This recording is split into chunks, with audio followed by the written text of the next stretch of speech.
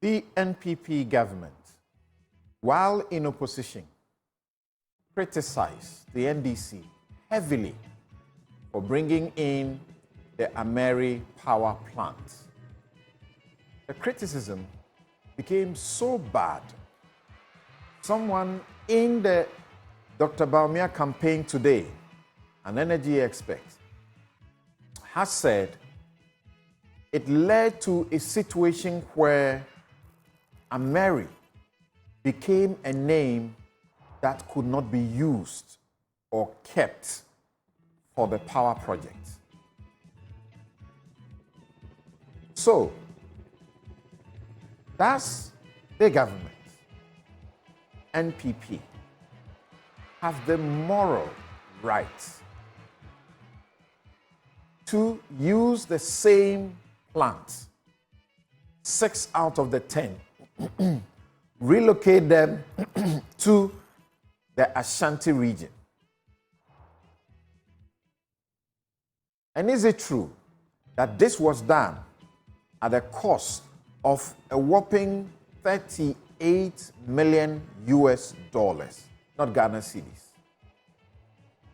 Where is the proof of that? The PURC has been cracking the whip, and this time on the ECG bosses, as in its board members, and it's giving them a fine to pay in excess of 5 million, 5.9 million in fact. The members of the board say the PURC does not have that power. Slap these fines on the members. Bottom line, they won't pay. What must happen? The Economic and Organized Crime Office, EOCO, has issued a report clearing the road ministry of corruption allegations by the Venerable Professor Stephen Adai. They say his comments or criticism or allegations do not hold any truth. They say his allegations were general in the context of perceived corruption in the country. And when he was called upon to provide evidence, he could not substantiate the allegations. He made this allegation of people, contractors paying $1 million to secure contracts at the ministry, not too long after the minister himself had said publicly that, quote, there were thieves and corrupt people in his office. How do we take the EOCO report and questions as to whether it had a mandate to deal with the question of corruption? Along those lines, the court has eventually concluded a trial that has been going on for so long and has convicted Sedina Tamaklo Atieno, former CEO of MASLOC, and Daniel Axim, former operations manager of MASLOC, to prison. They have cost the nation so much. 3.19 million was stolen while they were at MASLOC and willfully caused 1.97 million financial loss to the state. They were found to have made unauthorized commitments resulting in financial obligations for the government to the tune of 61.74 million Ghana cedis. The main culprit, the court made an order, the government or the Attorney General should take steps to recover the money from her. She's not in the country. In fact, she got bail and since has not been available. What that does mean? Is there some Pyrrhic victory of sort, empty judgment, so to speak? Is it too little, too late on the part of the Attorney General? We will also get on the political front ahead of the 2024 elections. Alan Kojo Tremating has mobilized a coalition, an alliance for revolutionary change. Will they make a dent? 9 different entities joining the movement for change. There's also those former independent presidential candidates who, including Joseph Osei-Yeboah, who have also formed what they call the Grand Coalition Ghana. There are also 9 of them. Will they make any dent in the fortunes of the NPP and the NDC? Stay with us. We'll be right back to deal with the vexed matters. Welcome back. This is Newsfile. It's your most authoritative news analysis platform, and here on Newsfile we put Ghana first. I'm Samson, Lardy, Anyenini, and here is my take. I title it, Sir Sam Jonah, What a Patriot. Anytime he's had the opportunity to speak, tell me the truth, that you don't feel proud that all is not lost. He says that journalists who are the guardians of the public conscience are called to rise above the fray and to champion the cause of truth, justice, and national unity. You're speaking at the GJA's 75th anniversary launch, and many have been very happy that it gives us fodder to reflect on ourselves as media and journalists, and also as a country and in the manner in which we are governed and being governed. There is such rot revealed at the Scholarship Secretariat presently.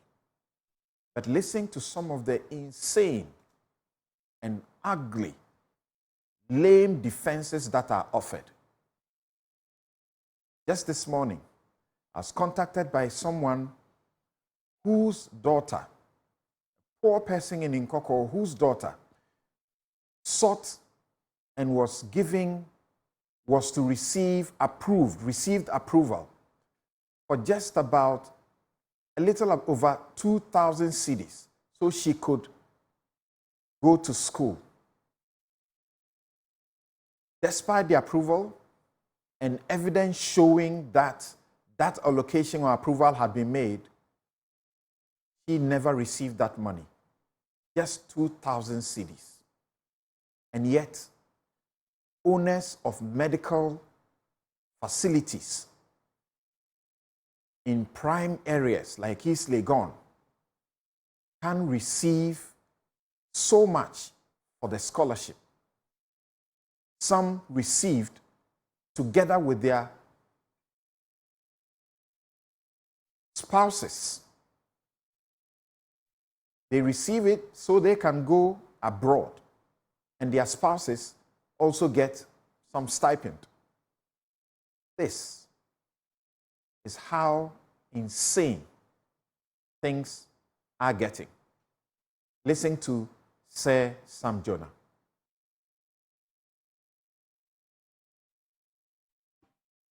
Depend heavily on your resolve to maintain the sanctity of your profession and your independence as the fourth estate. If I may say so, as we celebrate this landmark anniversary, let it be a call to all journalists to rise to the occasion, to uphold the values that have defined your noble profession, and to hopefully continue to be the beacon of hope and accountability our nation needs. Your association's inception came at a very pivotal time as Ghana stood on the verge of defining its future, breaking free from colonial domination. The association, predating even our nation's independence, became the crucible within which the fervent hopes and aspirations of a people were nurtured and expressed. Even before the formation of your association, nationalists like J.B. Dankwa, Kwame Nkrumah, Kofi Bacha, Eric Heyman, Kofi Bakon, T.D. Bafo, Kofi Bedu, amongst others, stood at the vanguard of the struggle, wielding the might of the pen and the unwavering spirit of truth as they used their voices for advocacy. Dreams of a liberated and thriving Ghana were expressed through purposeful writing and careful dissemination on the pain of punishment. These were patriots, men who were inspired and motivated by the ideals of a free and prosperous nation. Mr. Chairman, today, as we traverse the sands of time and reminisce the jubilation of independence through the trials of military regimes, they sometimes rancorous, other times harmonious ebb and flow of democracy, we find the essence of journalism tested and exalted. The courage, the sacrifice, the unwavering commitment of your members have not only chronicled our nation's history, but they have been instrumental in shaping its discourse.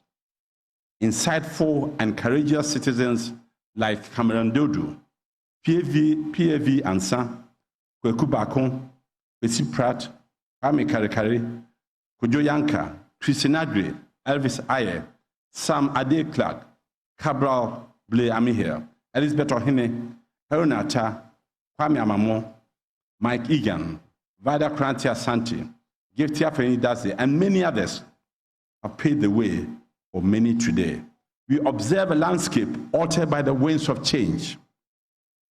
The once famous united front of objectivity and patriotism appears to some fragmented by the device of partisanship and the shadows of materialism. The noble quest for truth now competes with the allure of political patronage and its material rewards, a phenomenon which, if I may say so, threatens the sanctity of your independence, the fourth estate. Yet, this is the period when the vigilance of the fourth estate is most needed. As we stand on the precipice of yet another electoral milestone, which in my view is the most consequential, the ethos, the echoes of past violence, the whispers of disenfranchisement looms. And I don't think anyone needs reminding that the conduct of the electoral exercise, together with its outcome, is so important that the nation cannot afford bias and unprofessional coverage of it by members of your profession. I wish, Mr. Chairman, I could be more confident that the coverage will be professional, but I'm afraid I can't, given the rather unserious way in which another very important national issue, the most egregious abuse of the rights of millions whose livelihood has been decimated completely by galamsey operations, has been treated by your profession. I don't know whether you are exhausted and indeed frustrated by the shameful lack of decisive action from the authorities to your interventions. All I know is that your association's pen, which is your weapon, has gone eerily silent on this all-important matter. I would have liked to see a more concerted and sustained action from you. Sadly, that has not been the case. Galamsey doesn't make the headlines anymore, and yet the country is experiencing the ravages of this terrible phenomenon. every day. The alarming increase in kidney and liver diseases, the increase in children born with deformities, and the alarming infant mortality rates in the areas affected by galamsey activities appear not to merit your sustained concern. What a shame. What a pity. As journalists, the times we live in beckon you to remember your purpose, your power, and your responsibility. Let me just say this. The price of your continued silence is too grave to fathom. Mr. Chairman, it is in this moment of reflection and anticipation that the immortal words of Ephraim Amos' composition, Yen Ara Assassini, resound with unparalleled relevance. The composition resonates today deeply. Its message of patriotism, stewardship, and unity echoes the ideals that all of us must champion. As guardians of the public conscience, you are called to rise above the frail, to champion the cause of truth, justice, and national unity. The perceived weaponization of state agencies against opponents, the creeping assault on the freedom of the press, the perceived lack of trust of the dispensation of justice, and the pathetic lack of accountability in the protection of the public purse. This is a time, ladies and gentlemen, for patriots to find their voices. This is a time to be fearless and courageous. We cannot and must not compromise on our defense of the national interest. Trust, they say, but verify. And when you have your who, what, where, why, and how, do not be afraid to publish the truth. It is better to tell the truth that offends than look on timidly, sheepishly, and cowardly as the case in the country's interest is captured for the benefit of the few. The success of our attempt at a democratic order, Mr. Chairman, will depend crucially on how free our press is. In the words of Walter Cronkite, I quote, "Freedom of the press is not just important to democracy, it is democracy."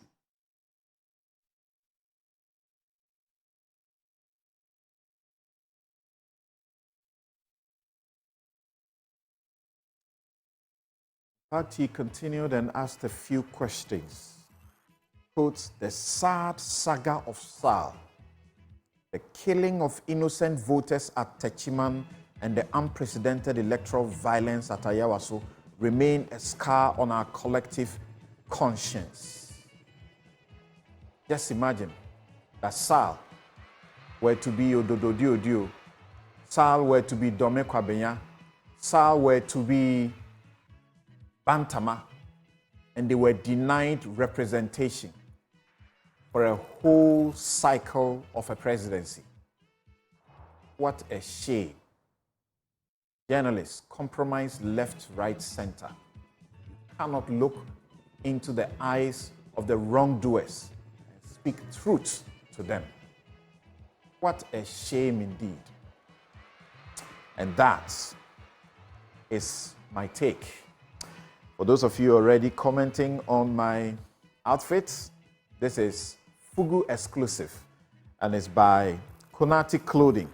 They are located at Adenta Shopping Center, Adenta Down. You can call them 0244 67 67 32. 67 67 32. Konati Clothing. What you wear counts. My guest, join me now for us to begin a discussion of Ameri, PURC, the thieves who were caught at MASLOC stealing millions of our money. And when we criticized them, we couldn't have a chance to breathe. We were threatened. And today, we still have those thieves around the place, all over in public office. You see them. They enter the office. They have practically nothing to their name. You know how much they are supposed to earn as a salary. And yet, by the end of their 4 year or 3 years into the office, they can afford to buy 1,000 delegates in a constituency. and pay each one 10,000 or so and win an election. And you sit here and you say you're fighting corruption. And we, as journalists, must do more. We'll be right back. You're welcome back. Let me introduce my guest to you. And this show, as always, brought to you by Bank of Africa. Song is a group and Close is a partner. MTN everywhere you go. Ashesi University, educating ethical and entrepreneurial leaders for Africa. Robert & Sons Optical Services, your comprehensive eye care service provider for 31 plus years. For those of you still admiring my outfit, the contact is 0244 67 67 32. Kunati Clothing. They are at the Adenta Shopping Mall. Go look for them. My guests in the studio, you're going to love it. Dr. Steve Mantea, the man who tells it as it is, in the way Sam Jonah does it. He's chairman, Coalition of Stakeholders in Electricity Contracts and Arrangements, COSECA. Dr. Kwabena Donko, MP Pro East and former Minister for Power, with so much knowledge in this area. And in fact, some of the things we're going to talk about, you could say they are his baby. But does he like the way his baby is being treated? Joseph Dimdiok Pemka, you always say when he's on this show that he speaks as though he is not one of the people in politics. Former Deputy Attorney General and Minister for Justice and former MP Tim Pane. Gentlemen, thank you very much for making time to join us on Newsfile. It's a pleasure, Samson. Great. So let's begin with the issue of Dumsor and what is the relationship between the issue of Dumsor and the relocation of 6 of the 10 Ameri power plants to Kumasi. What's the relationship at all? The president was there to commission the new thing done in Kumasi. You can listen to him.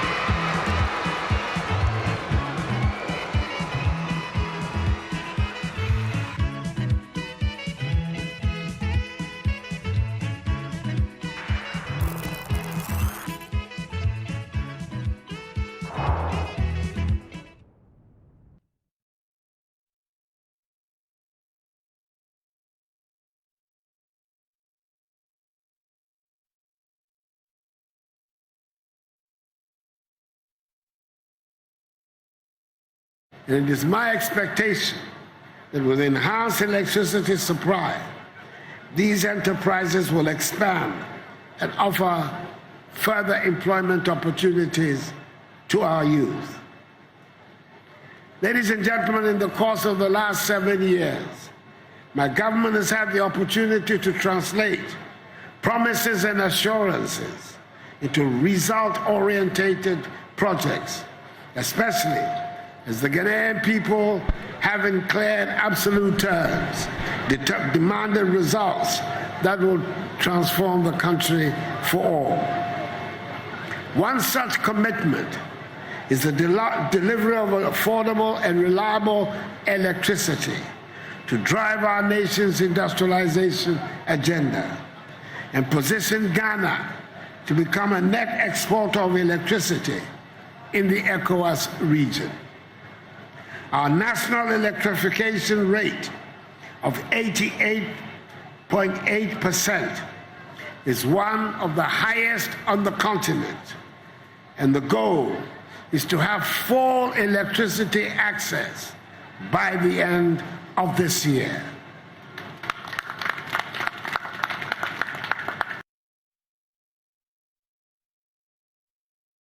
Right. So, Dr. Kwabena Donko, help us understand the relocation of this part of Ameri to that part of the region, what exactly does it do to the power generation situation? Well, it doesn't add to generation, but there is a rule for it. It stabilizes the grid. It enables GridCo to reduce its transmission losses, etc. Remember, in 2014, the government then decided that we needed generation in the Middle Belt. This was done in 2014. And so we worked on it 2014, 2015. Unfortunately, at the time, the major challenge was fuel. A gas pipeline had gotten to Prestia on the way to Nyenini, but there wasn't a gas pipeline to Kumasi. And therefore, the physical relocation at the time would not have made sense without fuel. Fortunately, unfortunately, the people of Ghana decided that we should leave the scene. So there was a truncation of the process. Other than that, generation in the middle corridor would have happened earlier than it has done. So yes, there is some advantage. In fact, there is an advantage in having generation in the middle corridor. As we speak, GridCo owes VRA simply because the transmission losses on GridCo lines are higher than what has been approved by the PURC. And so when you move generation closer to a market, you limit the amount of transmission losses. So there is an economic benefit in that. It also helps stabilize the grid. You see, there is a certain balance that the grid must have. If you have a situation where, until now, we have the eastern and western corridors in terms of generation, and even then, there is a delicate balance. You cannot overgenerate from one corridor with nothing coming from the other. The grid will trip. So there's a certain, the national interconnected transmission system, there's a certain balance needed. So having generation in the central corridor will help that.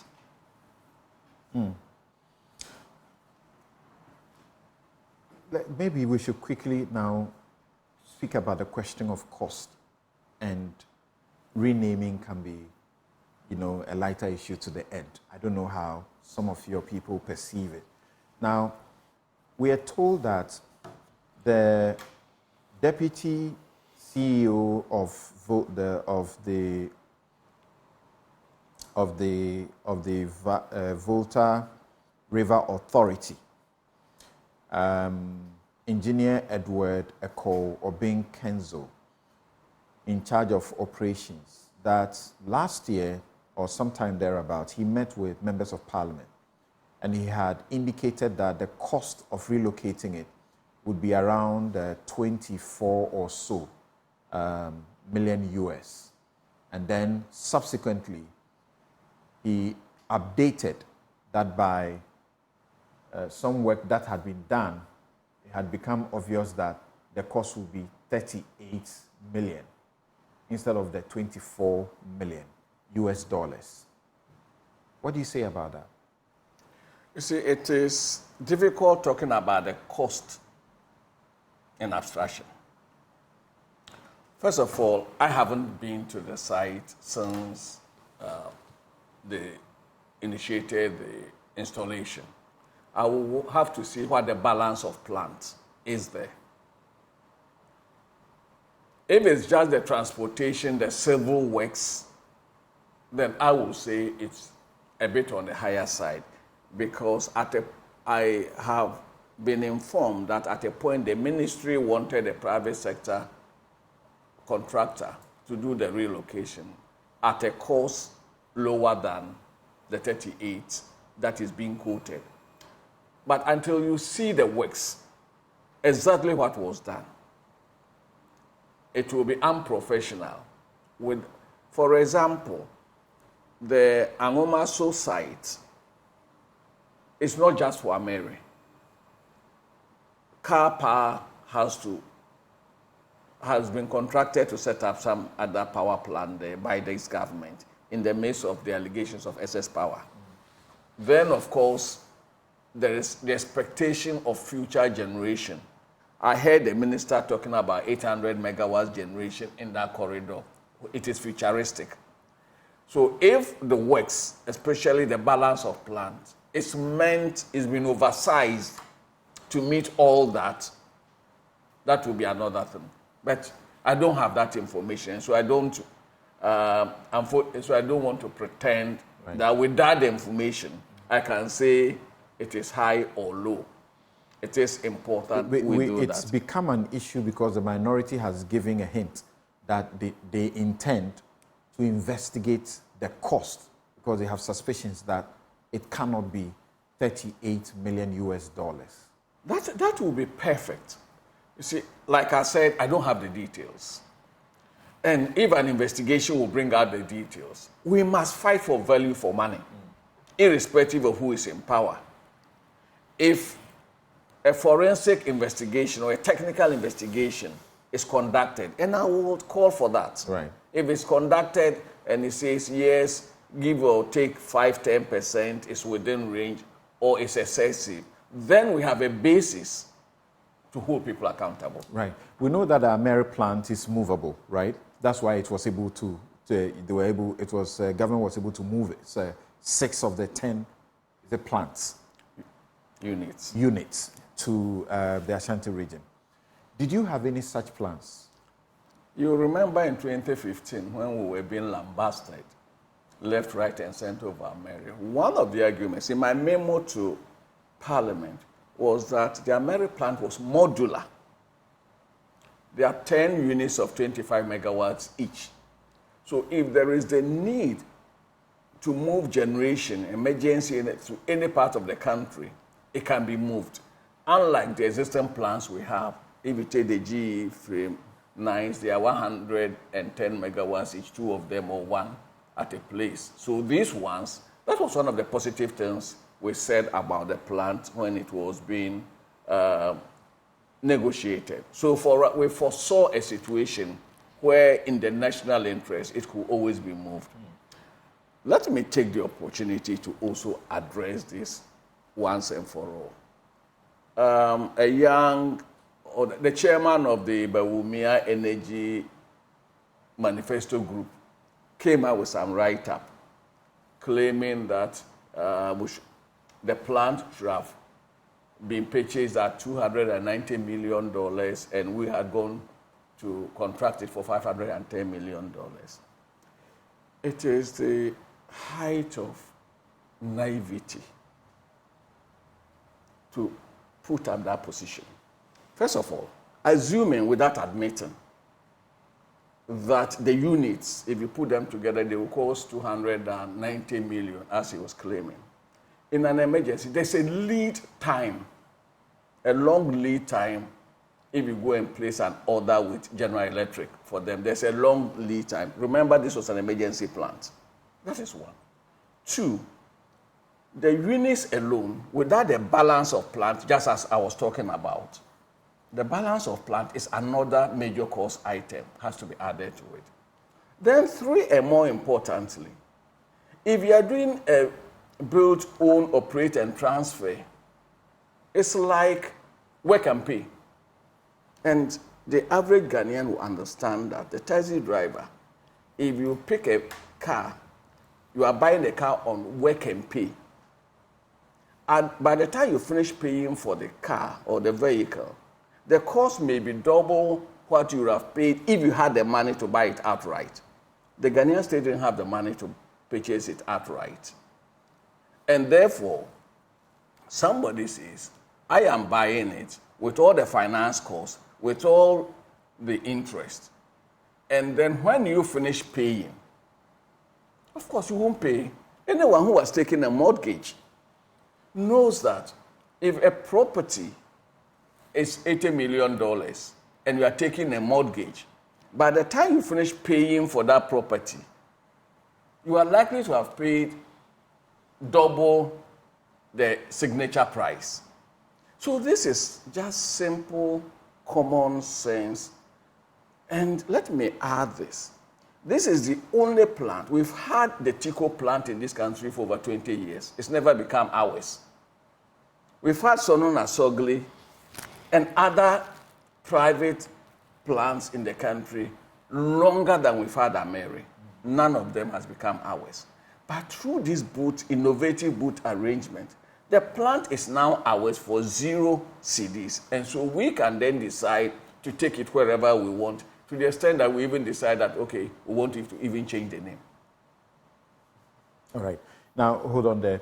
Let me go to Kwame Pianim, economist and a former head or CEO of the PURC. And you remember that he was there and he had to resign over, chairman of the PURC, he had to resign over certain disagreements. Thank you so very much once again for making time to join us. We will have you speak to us about the PURC and the developments in respect of finding the board members of the utility. And their lawyers have also written to say, well, the board members, they are not the principal officers of the ECG, and they are not in charge of the day-to-day running of the ECG, and therefore these fines slapped on them, a total of 5.9 million, is unlawful, illegal, and is void and of no legal effect. But on the relocation of Ameri, we had the Asante say that the government should be looking at it should be looking at, as it were, giving these key installations to private hands because of the inefficiencies in running them. What do you think about that?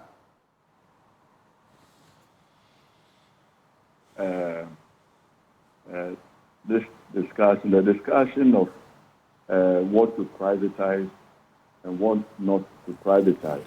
Right. It's a discussion that we as a nation have to have when we are thinking about how to reimagine government and charge government with certain responsibilities that they can easily cover from the revenue they are prepared, they are able to take from us.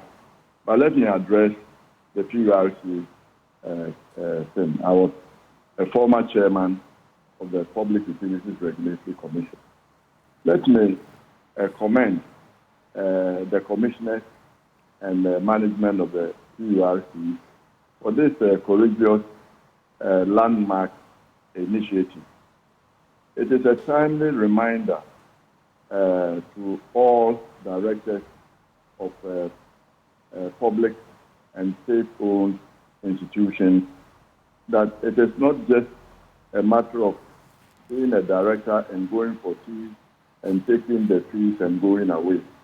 You have fiduciary and legal responsibilities, and one day you may be called upon to account for what you do.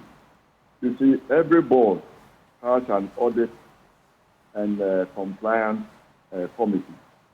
At every board meeting, you have to ask your compliance and audit committee whether management as a whole is in compliance with all their agreements, all the regulations that they have to abide with. And when the government has set up the cash waterfall mechanism, which means that ECG, like all companies in the world, has to pay for their raw material before they pay themselves and their allowance. That is the rule, and the directors should have been asking management, are you in compliance? And if they say they didn't know, then it means that their audit and compliance committee was not functioning properly. And I am happy that this timely reminder to directors that they have legal and judicial responsibility. And I'm hoping that the whole country will support the PURC just as we should support the Auditor General when he also comes with his findings. And I'm sure that as we are also supporting the PURC, they themselves will also know that one day, a consumer is going to take them to court for not regulating ECG properly, so that the Dumsor, which is the power stage, are destroying his electrical equipment. And let me say that I'm happy it started with the ECG of all companies, because directors of ECG must know, and those appointing them must know, that you need responsible, competent professionals there. Why do I say that? Electricity is now the nerve end of every economy, as well as our security. If you do not have electricity, your network is not working. Those Ghanaians who are allowed to work at home cannot work if the network is not working. You go to a bank to try to withdraw money, they say our system is down. So ECG is at the nerve center, and therefore getting them to know this timely reminder of their judicial and judicial responsibility, I think it's time, and we should commend them. Among the orders that they had made for the ECG to comply with was for payment of tariff revenue as prescribed by the cash waterfall mechanism, submission of details of all bank accounts operated by the ECG. They were talking about 61 of these accounts. PRC said it has received details of 36 out of the 61 bank accounts. When it comes to the payment in as prescribed by the cash waterfall mechanism, ECG is yet to pay the shortfalls from August 2023 to February 2024. They also asked for copies of ECG's power outage publications from the 1st of January to 2024 to date. They say that the publications submitted did not cover all incidents of planned outages. Load management timetable, they asked for a load management timetable. No document has been submitted in that regard. Now, the lawyers for the directors, they are right, are they not, when they say that is the entity that you must target and not us. And in any case, the directors are not officers of the principal officers of the company, the members of the board, they are not. I mean, when we say officers of the company, directors are key. You know, when you are a director, people in Ghana should learn from this. I hope it's a tipping point that you don't accept to be a director if you are not prepared to do the work. And when you go there, it's not just time to go and consume tea, coffee, and take your allowance. Whenever you are taking your monthly allowance, you are signaling to the shareholders of ECG, that is Ghanaian, that you are doing the work we put you there to do. All the officers of the company are responsible.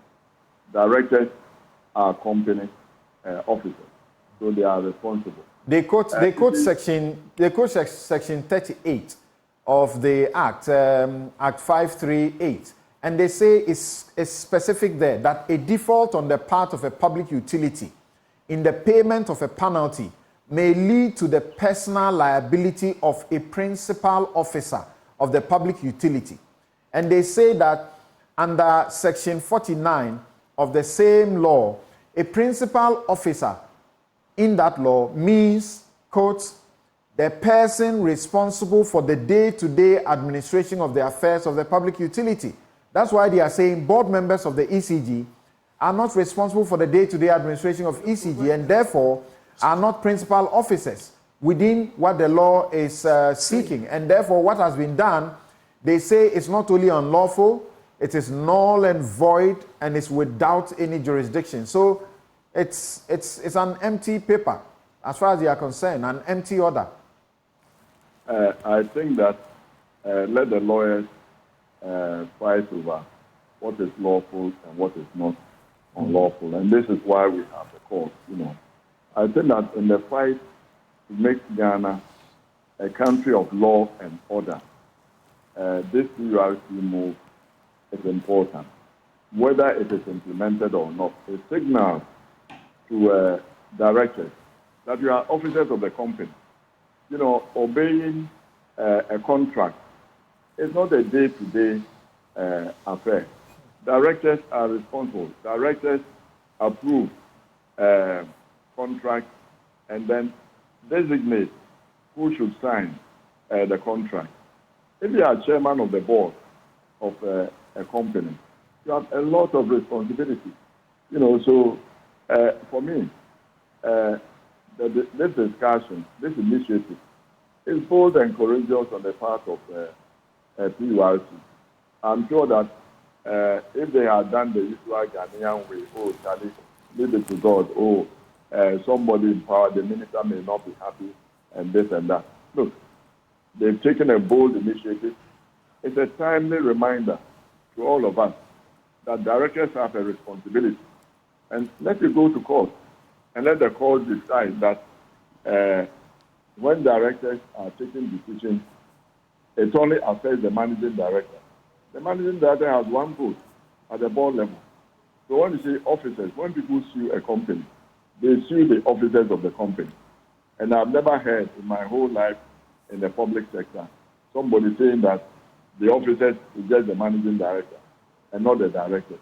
The directors take a critical decision and they are responsible. And I think this also will teach directors to take seriously the minutes of the company. When the minutes come and you don't agree, you say so, and it's recorded. And this one, if a director has asked at the board meeting, where is the compliance report, and management has not brought it, then the director can say, they didn't bring the compliance report, so there's no way I would have known that they were not complying with the cash waterfall mechanism. Then it will be recorded. That particular director can then be exempted from this penalty. But if directors are saying, oh, where am I going to get the money to pay? I mean, your properties are seized or you go to jail. There's a jail. And that would be a good lesson. So when people are asked to become directors, they will say no. And also, you know, they are seen separately and severally, which means that those directors with deeper pockets bear more responsibility. And therefore, when you are on the board with people who are not serious, who have no, what do we call it? Business being there. No good name to lose. No good name, no reputation to lose. You are very careful and you make sure that in the minute you say, please record me as being against this. The same way we'll go to Parliament one of these days, somebody is going to take parliamentarians to court for allowing, for not stepping in and processing properly the loans that are brought to Parliament for approval, and they approve them. Okay? So somebody will take them to court for not doing their job. All right. And the only thing that will save them is that in the minutes of Parliament, they voted against it. All right. So I'm sure this is, it has opened a great door for Ghanaians to expect proper accountability from our board of directors. All right, thank you very much. Are shifting away from that. We don't want state enterprises. They are not competent. Why? Because we never hold them accountable. And people think they can appoint their nieces to boards with no competence. All right. If they go and misbehave and they are sued, their properties are seized, they go to debtors' prison. Next time you go home and say, I want my nephew, the whole family will say, hey, Daddy, we don't want you to go and get in jail. Thank you very much. Mr. Kwame Pianin is an economist and one-time chairman of the board of the PURC, and he had to resign on principle.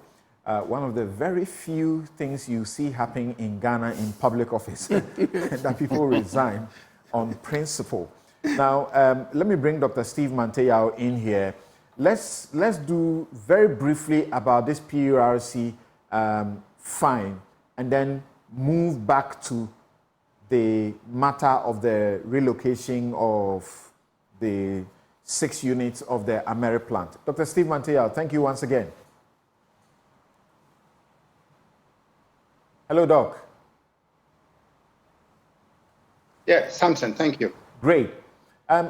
Yeah, so what do you think? What do you think? The lawyers say by the law, it's principal officers of the ECG who must suffer the penalty.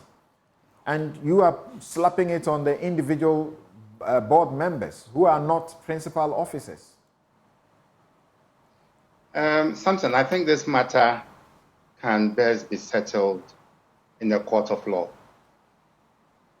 But for me, what has played out in the public space between the utilities regulator and ECG, and also between ECG and GRIDCO, is very unfortunate. This is because it has the potential of degenerating into bad blood and could eventually undermine industrial harmony and cooperation among the players. Now, unfortunate again because it is avoidable. You see, as a regulator, the PURC does not only seek to enforce compliance with the rules of the industry, but also it exists to resolve disputes among players when they occur. So rather than flex its muscles openly, I believe the PURC could have adopted a different approach and created a forum for all the players, including the Ministry of Finance, because it is very critical to this discussion.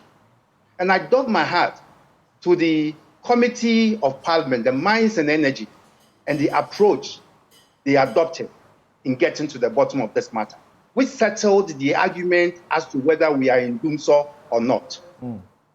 That's what you do. You bring all the players into one room, and then you actually argue your differences behind the scenes, and it is only when you come to some accommodation, some conclusion, that you go public. And so for PURC to be seen as adjudicating openly and in public, for me, begs some questions. Because look, PURC has been in existence now, time and again argue that this entity has been sleeping on the job. Look, there have been instances when there have been unexplained outages. And then you have GRIDCO, ECG issuing contradictory statements, and you don't hear from the PURC. But I believe that it is not for the entities to tell us.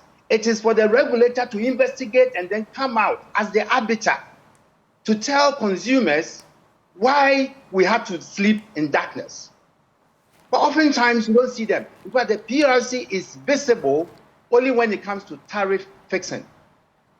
So of course, I'm happy they are now beginning to assert themselves.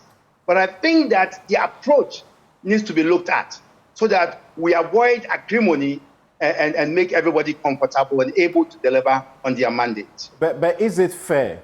For example, you say that they have 61 bank accounts, you want a consolidation of these. You ask that they should bring details of all the bank accounts that they operate. Now you say they have brought 36 out of the 61. They are saying that they have asked their bankers to make this available. Why should they be blamed for it not being submitted at the time you want it?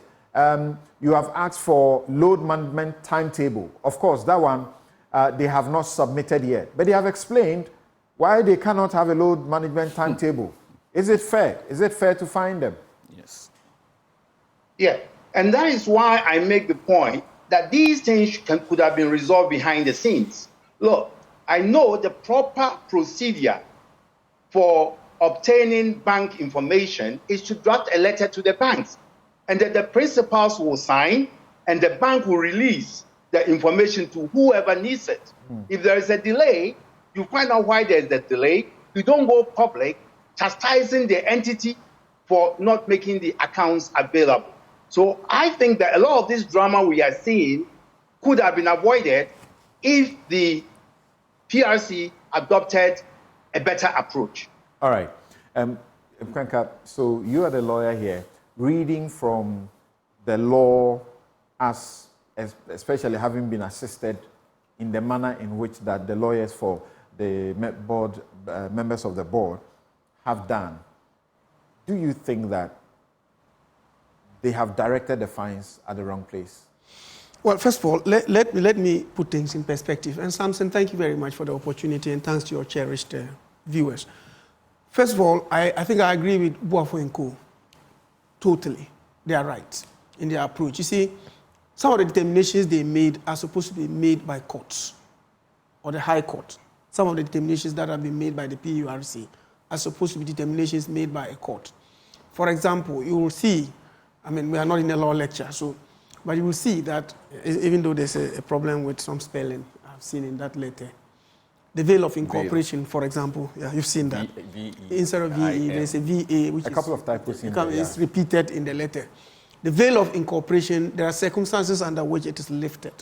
And we know that that is done mostly by the courts. When the courts realize that you are using it as a cloak to perpetrate maybe fraud Moko versus Kuma. I mean, Moko versus Kuma. It's very clear on that. And so it's a very strict principle which is applicable by the courts. So the lawyer's statement was very clear, whether they have the mandate to act as a court. If they don't have the mandate to act as a court and go ahead to lift the veil of incorporation and etc., then they lack jurisdiction to do what they did.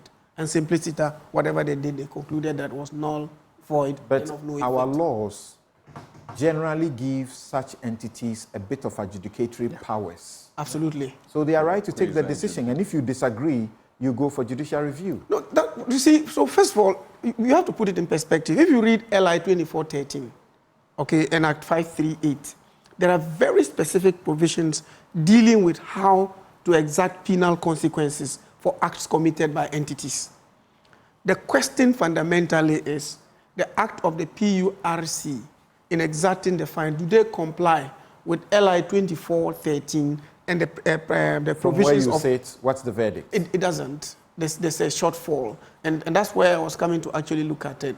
Because if you look at LI 2413 and you look at Act 538 and the specific provisions that have been quoted, it is very clear that those determinations are made by the courts after, I mean, the issue has been brought before them and they realize that the conduct of the principal officers or officers of the company are such that we should attach personal responsibility at them. So they then go ahead and lift the veil of incorporation and find them as culprits and exact penal consequences on them. But at this particular stage, substantially, even again, it's not that they are not.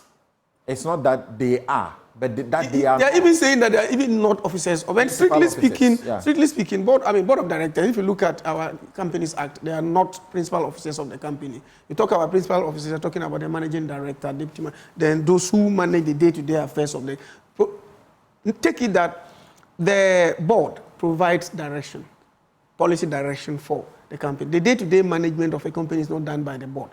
That's why when you go to the entity, you will not find an office, board chairman's office, board secretary's office, and etc. But you find the MD's office, the deputy MD's office. So the day-to-day affairs are being managed by the officers of the company. And strictly speaking, that is also defined by the law. It does not include the board members. So that is why they are saying that they lacked jurisdiction in even, and you know that in law, if you lack jurisdiction in taking a decision, you do take it, it's a nullity. So from where you say this is going nowhere? I think that, but I heard Dr. Steve Mantiel say something, and I would want to agree with him to some extent, that the courts should come in and make a determination on the matter. Because clearly, you realize that PURC is asserting that what they said was right, and then the response from the lawyers also state clearly that what they said was not right. And then they have cited the specific provisions of the law that have been flouted. So for us to get a determination that will satisfy all parties, then it has to be determined by a court in this particular case. But clearly from where I sit, I think that the PURC got it wrong, especially looking at the basic provisions of the law in LI 2413 and the provisions of the law in Act 538. It is very clear that their act, Dr. Komran, they were virtually acting as a high court. Imagine that eventually they have to pay the fines. The fines will not bring the load management timetable that they sought, for which they say have not been supplied. The ECG have been explaining why there will not be a load management timetable. Please. ECG has brought this problem onto itself partly. ECG has behaved more political than as a commercial entity. Some of the pronouncements of ECG's bosses have frayed into the political arena, and that is part of the problem. And I disagree. You see, if you look at our governance structure, maybe we have conflicts of laws. If you look at our governance structure, a key governance structure today is audit and compliance. Who complies with regulatory directives? It's the boss' responsibility. As to whether the letter of the law or the framing of the law is defective in terms of today's reality, that's another business, that the law can be improved upon. But in terms of modern corporate governance, it is always critical to have an audit and compliance subcommittee of the board. Board members are not the ones who run the day-to-day affairs of the company. But they have responsibility. You see, they can give the directions to those who are running, the managers, the secretaries. Who hires the managing director? It's the board. Let's not pretend otherwise. The board hires all management. And ECG, let's also be careful to appreciate that. They don't manage ECG, unlike VRA and unlike some other, are registered as limited liability companies by the Ghanaian state, consciously so. And so the best principles of corporate commercial governance are applicable to ECG. As to whether in the LI 2413, as to whether it's too limiting and that PURC finds itself under the strictures, it's another thing for the course. Okay. I'm not a lawyer. But in recognition of developing dynamic corporate governance, we must make it clear that the board has responsibility. As to whether... And you are excited, like many others, I am very about excited. What the PURC is doing, asserting its authority. Yes, the laws, a court may shoot it down for lack of jurisdiction. Yes. That a court may do that. Yes. But the principle, and that should inform Parliament. Well, what's the point you wanted to make? You see, Samson, the basic principle, which we haven't stated, we should state it, the basic principle of company law is that the company is a different entity from the managers. That is the basic principle. So when you are attaching responsibility to the company, because it's a separate legal entity, when anything happens, the only time you can attach responsibility to the officers of the company is when the veil of incorporation is lifted. And I'm saying that that is normally done when the matter is before a court and the court finds by evidence that indeed, at this particular point, the veil of incorporation ought to be lifted and we attach responsibility on the basis of the conduct of parties. Until that is effectively done, you cannot sit in your office and write a letter lifting the veil of incorporation. All right. Do so. Let's get back to this. 992, the Companies Code makes room for lifting the veil. Yes. It's a question of procedure. All right. Now, let's get back to this. And Dr. Steve Manteau, when the matter of relocating the Ameri power plants to the Ashanti region came up, we had advocacy, including from the African Center for Energy Policy, ACEP, that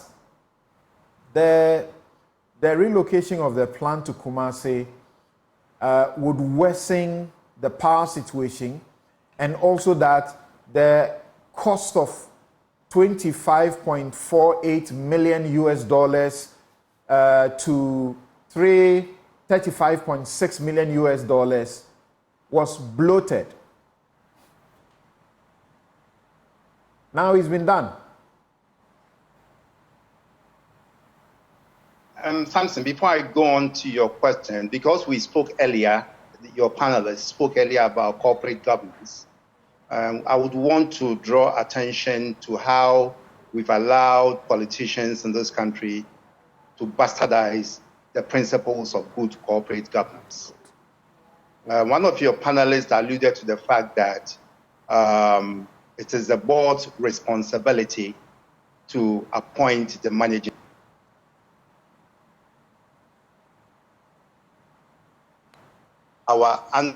Under our current political dispensation, we have had instances where almost all the heads, the managing directors of all the state-owned enterprises have been appointed by the president. Okay? Again, we have had instances where even junior officers, go to Ghana Gas, okay? We have junior officers who were appointed from the presidency. And that undermines good corporate governance. Okay? Properly speaking, and I agree with Lawyer Kenkap, it is the president's responsibility as representative of the owners of the entity to appoint the boards. And then the boards will appoint the managing director, and then the managing director appoints the other management staff. When you do that, then reporting responsibilities will be from management to managing director to the board, board to the president. Again, the reason our state-owned enterprises don't seem to be doing very well is because we have a public services commission, which has the mandate to recruit personnel for public enterprises and the civil service. Now, when a position becomes vacant, the proper procedure is to have that vacancy advertised. And then you go through a competitive process to select the most competent person to hold the job. But these days, what we see is that the person gets appointed by the president, and then he's asked to go through the process of regularizing the appointment through the Public Services Commission. That is a misnomer, because then it does not allow that competitive process for selection of people to run our state entities. Yeah. Okay. And then it's how come we have many square pegs in round holes in this country. Right. So if we're talking about corporate governance, we need to acknowledge it the way it is and then try to resolve it. We need to insulate these appointments from the powers and interference from the presidency. Now, going back to the relocation.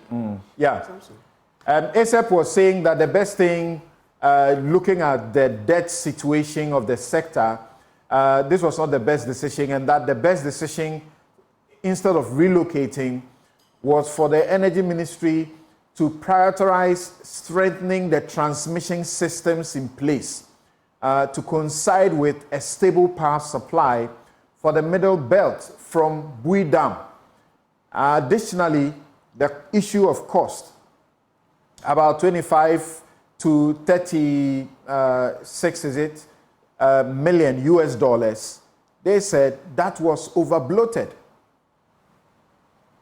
Well, I think we need to separate the issues. And I sincerely believe that there are good reasons for relocating Ameri. And I think Dr. Fabradonko, my good friend, we haven't seen each other in a long while. He actually enumerated some of them. The issues about technical losses, that's transmission losses, but also about the need to stabilize the power. And if you have to do that on their own without relocating Ameri, that is going to cost some money. And I wonder if that will even be very efficiently done. But beyond that, I've always been uncomfortable with the situation where all our thermal generation plants are sited in the southern part of the country.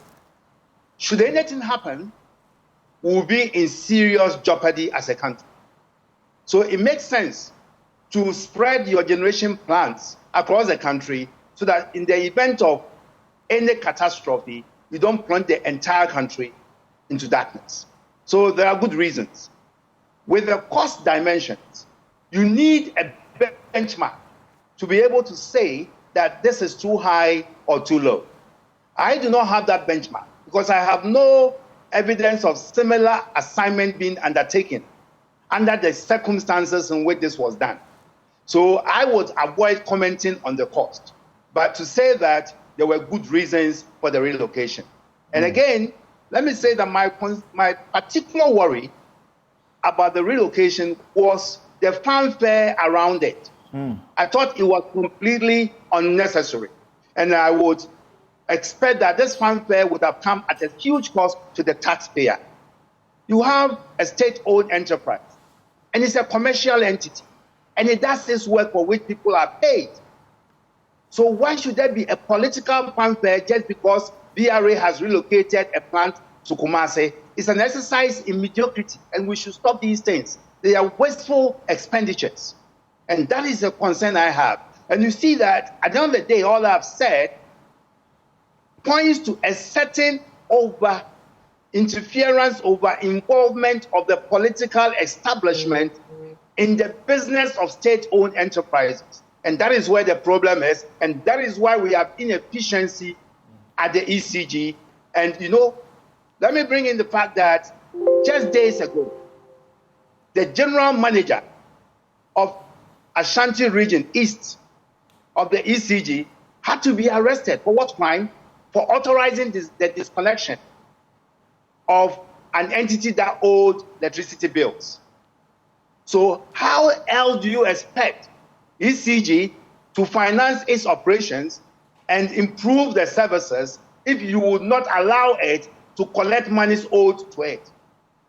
So these are issues. The political interference is too much. And that is why oftentimes we would then say, let's privatize. But Doc, public officers, including the police service, must give an indication that they are professionals. Is it because a minister is the one who called them to arrest? That's why they effected the arrest. If it was anybody who called them to say, go arrest the ECG, whoever, because they have gone to disconnect somebody, would they have done it? What is the crime that was committed for anybody to be arrested in the first place?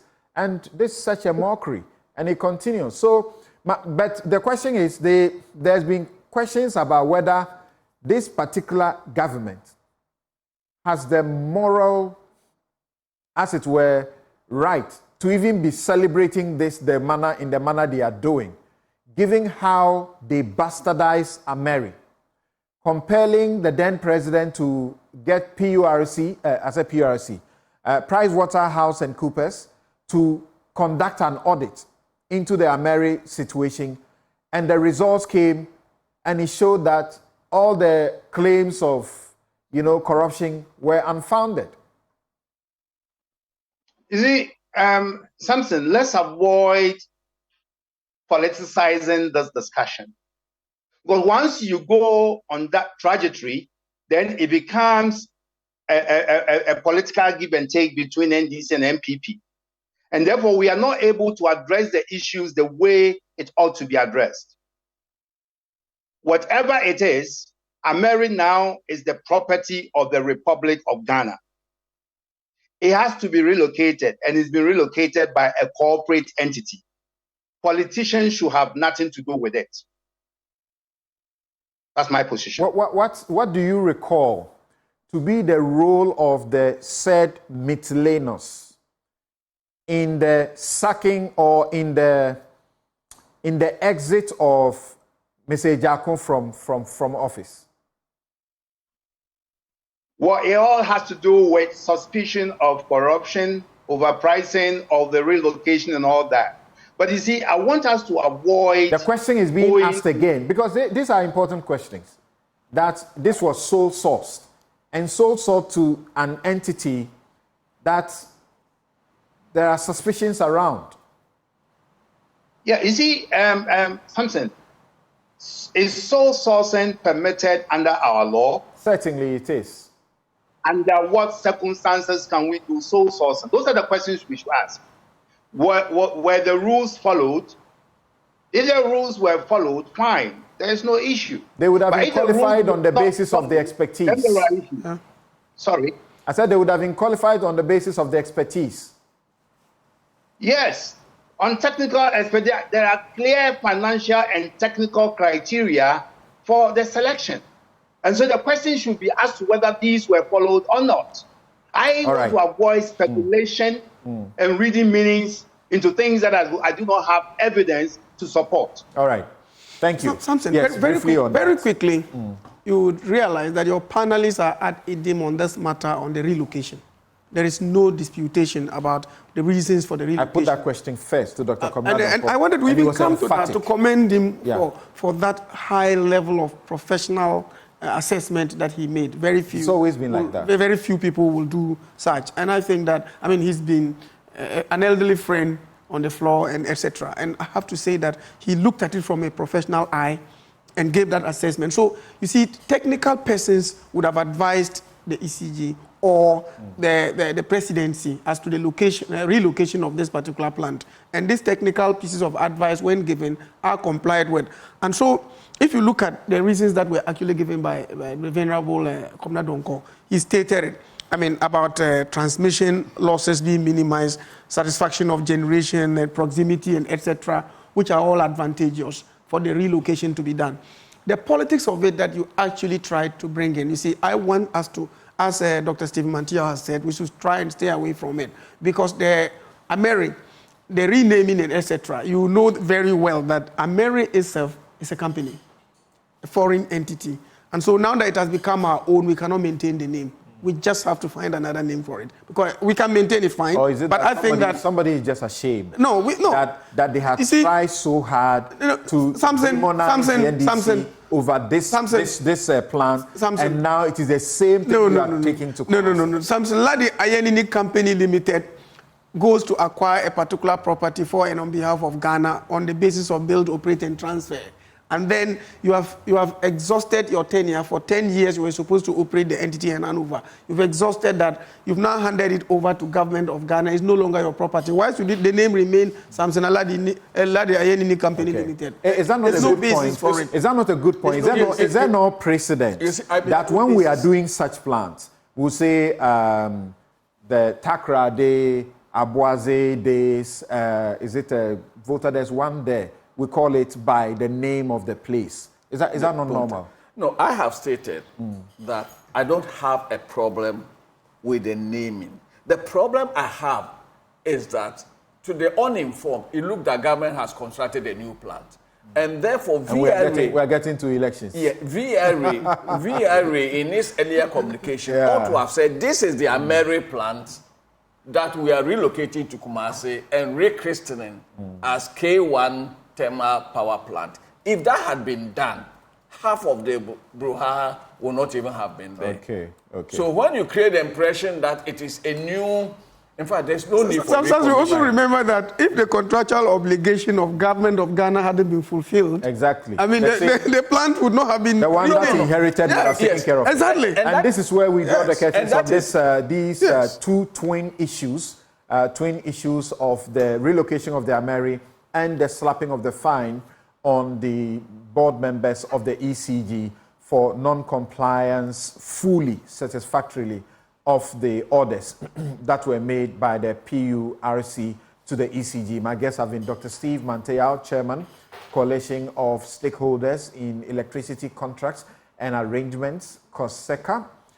Dr. Komnado is MP Pro East and former Minister for Power.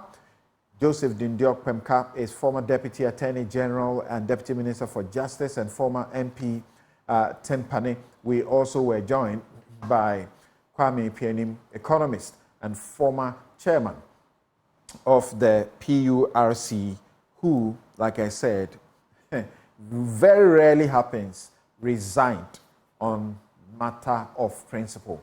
We'll take a quick break. When we return, we'll try and canvass the second issue for you very briefly about EOCO clearing the Rose Ministry of corruption allegations leveled against it by the Venerable Professor Stephen Adey. And MASLOC, two jailed, former heads of the institution, jailed for thievery. That's what we should call, not corruption, thievery. It's stealing, which is still going on. And some people are saying, are now cautioning others, be careful, when you are caught, You are stealing, you have not been caught, and you think you get away all the time. We'll be right back. There are a lot of corrupt people. There are a lot of thieves in my own ministry. You sack them, you employ new ones, and when they come, the new ones are even worse than those that you sack. This road contract will be given to you, provided you put 1 million upfront, or not that when you get your money. Then, and this is what Akufo-Addo must be thinking about, and if he knows about it, must be ashamed of. Press, you see the harm we are doing to our country.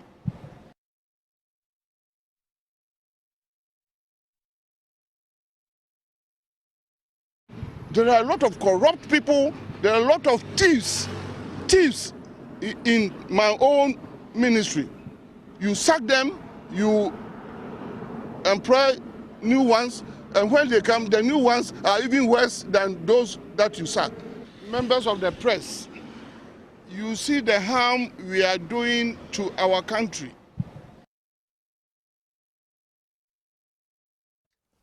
Now, his people, this road contract will be given to you, provided you put 1 million upfront, or not that when you get your money. Then, and this is what Akufo-Addo must be thinking about, and if he knows about it, must be ashamed of. That now his people demand from you a certain amount before you be considered for the job. Why? Because then when they get it, whether the government pays you or not, they have gotten their money.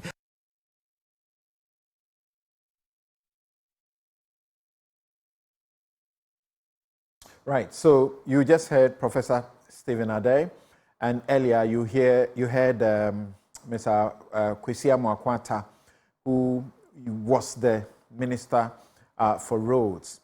He had lodged a complaint to EOCO, and he lodged the complaint, I think that was on the 20th of October 2023, and asked the office to investigate this particular comment by Professor Stephen Addae. The EOCO has finished its investigations in a report dated the 19th of March 2024, on the back of which report the Ministry of Roads has issued a statement accepting same and expressing joy over it.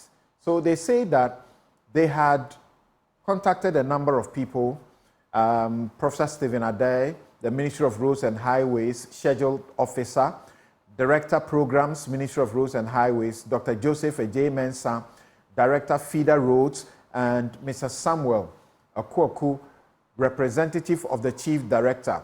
They also contacted these contractors: Oswell Investment Limited, Usuya Ghana Limited, Fair Sky Limited, and Maripoma Enterprise Limited. They spoke to these, and they come to the conclusion that the office completed its investigations from the totality of the available information to the office. Professor Stephen Addae's comments were found to be unfortunate and general within the context of perceived corruption in the country.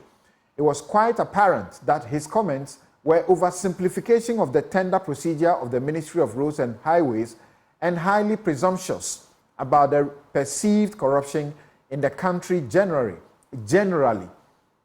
This was particularly so as Professor Stephen Addae situated his comments on the UNODC, that's the UN Office of Drugs Commission 2022 report on corruption in Ghana. According to Professor Stephen Addae, the report indicated that in 67% of bribery cases, officials demand for it. For Professor Addae, it was against this background that a friend casually mentioned that he, that's the friend, heard that if one wants contract at the ministries, that person has to pay bribes.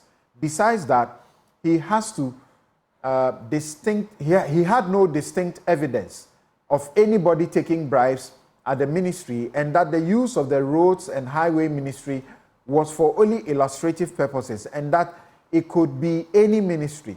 When Professor Stephen Adai was asked to mention the name of the said friend, he refused to mention the name. Conclusion: following from the above, the matter is disposed of as unsubstantiated and highly presumptuous. Regards, M.Y.T. Adodankwa Mrs., Commissioner of Police, Executive Director of the EOCO. Mr. Vitus Azim, a foremost anti-corruption crusader in the country, joins us on this topic as well. Thank you very much for joining us, Mr. Azim. Yeah, you're welcome. Great. What's your analysis and what's your comment on the back of the report by EOCO? Well, the report or the findings do not agree with the general perception of the situation in the country. Maybe they investigated specific contracts where they can say that those specific contracts did not involve the payment of bribes. But in general, and when we are talking to individual contractors, even when you are talking to some government officials, there is an admission that money is changing hands. And the general information out there is that it's either 10% or 50% upfront. And sometimes you have to pay, let's say upfront, you pay before you even get the contract awarded. There was a situation where a foreign firm came and wanted to invest in some area. And they went to a particular minister. And the minister demanded 10% of the amount involved in an investment, not a contract you are going to award, but in an investment you want to bring to this country. I used to work with the former Internal Revenue Service. I went around the district in one region to enforce the payment of the 5% tolling tax. And one accountant told me that the district secretary, that I was doing secretary, I told him that they are already taking 5% for the party, and so they should not withhold 5%. They should not take the 5% withholding tax for government. But I think the NDC, PNDC are just must metamorphose into the NDC. And this was the DC who had instructed the accountant not to withhold the 5% because of that. And you and I know that parties demand certain amounts from contractors. But in the courtroom, evidence is the name of the game. A while ago, I was just saying something to my friends here in the studio that there's a case I was handling, and it was a case against journalists, and the journalists had evidence of corrupt conduct. Let me call it corrupt conduct, but it was not against a public institution, and they had a whistleblower from the institution blowing the whistle to them. They had evidence of it, but the evidence was captured such that their source is seen in the evidence. So they went to court. Even though they had the evidence, they couldn't put it in the court because it would disclose their source, and their source will be in trouble. So because you can't bring it, you may lose the case. That is the situation we are talking about. It's not a general issue. That's why EOCO is saying. So they are not wrong, are they? Well, maybe they are not wrong. That's why I said that, you see, these things, it gives investigation on a specific contract. They will be right. But in general, you cannot just say that there's no corruption involved in award of contract. Not just award of government contract, it's procurement in general. Procurement is a very lucrative area for corrupt officials. Right. And because of the lack of jobs, virtually every contractor has been compelled to pay some money to get a contract. And we've seen in cases where some contractors perceived as belonging to the opposition lose their jobs are taken away from them and re-awarded to members perceived to be to be affiliated to the ruling government. It's not in this government alone. It has been right in the practice. And that it has been the practice for some time now. All right. But then, Hold on for me. Hold on for me there. Thank you very much. Dr. Steve Manteau, what do you make of the EOCO report?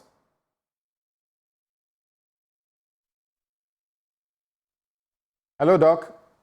Unmute your mic.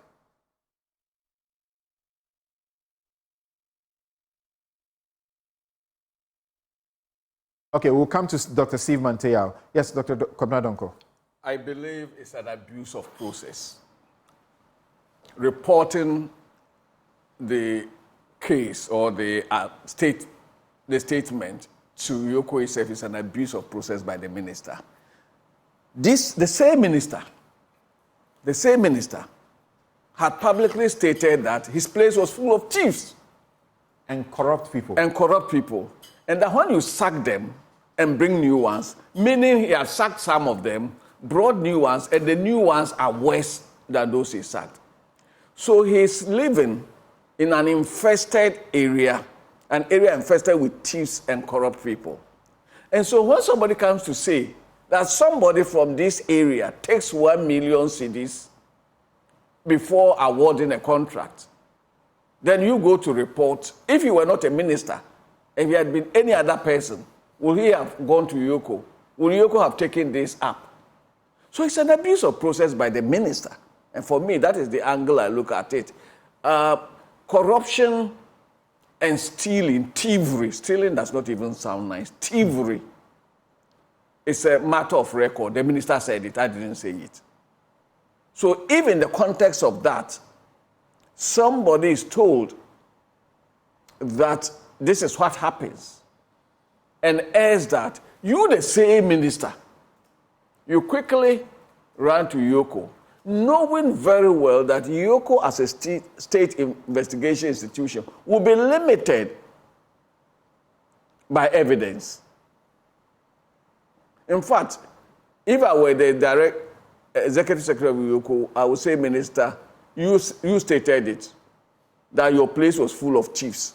And if a place is full of thieves, and somebody takes 1 million cedis before awarding a contract, not just thieves and corrupt people. So it's self-evident. EOCO's limitation is that it has to go through a certain process, as the Deputy Attorney General enumerated earlier, has to go through a certain process. So the process may protect the thieves, but the thievery exists. There's no way about that. It's a problem with corruption, but should such statements just be allowed to go? And I say it's a problem with corruption because corruption will normally involve abuse of office for public gain. That's the general rubric we use, but it will be bribery, it could be extortion, and bribery involves two people. So one is giving, one is taking. Both are guilty of a crime. So if you go ask the giver, have you given? You expect him to say, yes, I have given. If you go ask the receiver, have you received? You expect him to say, I have received? For me, the best example, did we question the minister when he said the place was full of thieves and corrupt people? He was not under investigation. He was not under investigation. He was not under compulsion to also say that. He came out, made a voluntary confession. So why do we hold somebody else responsible if the person, on the back of his confession, states what he has said? Yes, Penka. I hope maybe I'll tie it to MASLOC in the end. Yes. So we are doing this very brief, then we'll come back to MASLOC to as brief as we can before we move to the next topic. Okay, very well. So I'll be very brief. Yeah. You see, Samson, you said it all, and I don't want to belabor the point. The fundamental principles of criminal jurisprudence is evidence. One of the greatest fundamental principles of criminal jurisprudence. He who alleges. You must prove. Especially in our case, we are not a civil law country. We are an adversarial system. You make the allegations, you prove it. The accused person does not have to prove his innocence. You have to prove the guilt of the accused person. That is why the proof in criminal trial is proved beyond a reasonable doubt. So in the circumstances of this matter, if you talk about it, you must be specific. You make general statements. If you are saying that people pay money to take contracts, you should be able to, when you appear before the panel, that on this date, somebody paid 5 million and he was given this contract. You must be specific. That is the name of the evidence, because you see, perception and speculations, however strong they are, can never secure conviction in any court. The name of the game is evidence. So when you make these wild allegations and you are pinned to give further and better particulars and evidence, you are found wanting. Even you realize that from what you read, when they asked him to state who is that person who told him, he declined. Because you remember what is going to happen if he says it. They will invite the person. And the Apia Kubi, yes, in Parliament, said there was a businessman who came to bribe the MPP members who were trying to support the censure motion against the finance minister. The finance minister. Yes. When he was invited by the special prosecutor, he refused to cooperate because he wouldn't name anybody, he wouldn't do anything. You know, sometimes I think that sometimes people look at the consequences of whatever you are coming to say, because remember that if you do any such and they invite the person, you are going to become a principal witness in all that. And so somebody may not want to be. But how else do we build a country, a good society? Well, the best way to build it is to be bold, to come out and give the evidence where it is due. But as you have rightly pointed out, I mean, it is not only in Ghana. I remember when I went to the US, New York, and I had the opportunity of meeting very high-class justices of the district courts in New York and other places. And I also met some of the people who investigated this oil for food program and etc. During the interactions, it was very clear that they stated it, and they said that the biggest source of corruption anywhere in the world, including the US, is procurement. It was unanimous. They said that procurement is the biggest source of corruption. And Samson, you know very well how some of these things are done. That, for example, if an engineer comes up with a building plan and says that the cost of it with the profit and etc. for the contractor will amount to $1 million, somebody sits somewhere and says, okay, we know it's $1 million, but make it 5 million. And the engineer's estimates now boomerang and balloon to 5 million. And then it is awarded to a particular contractor, and later on, whatever happens, you cannot secure any conviction because all the documents will be right. Even though value for money assessment will say that this is wrong. Absolutely.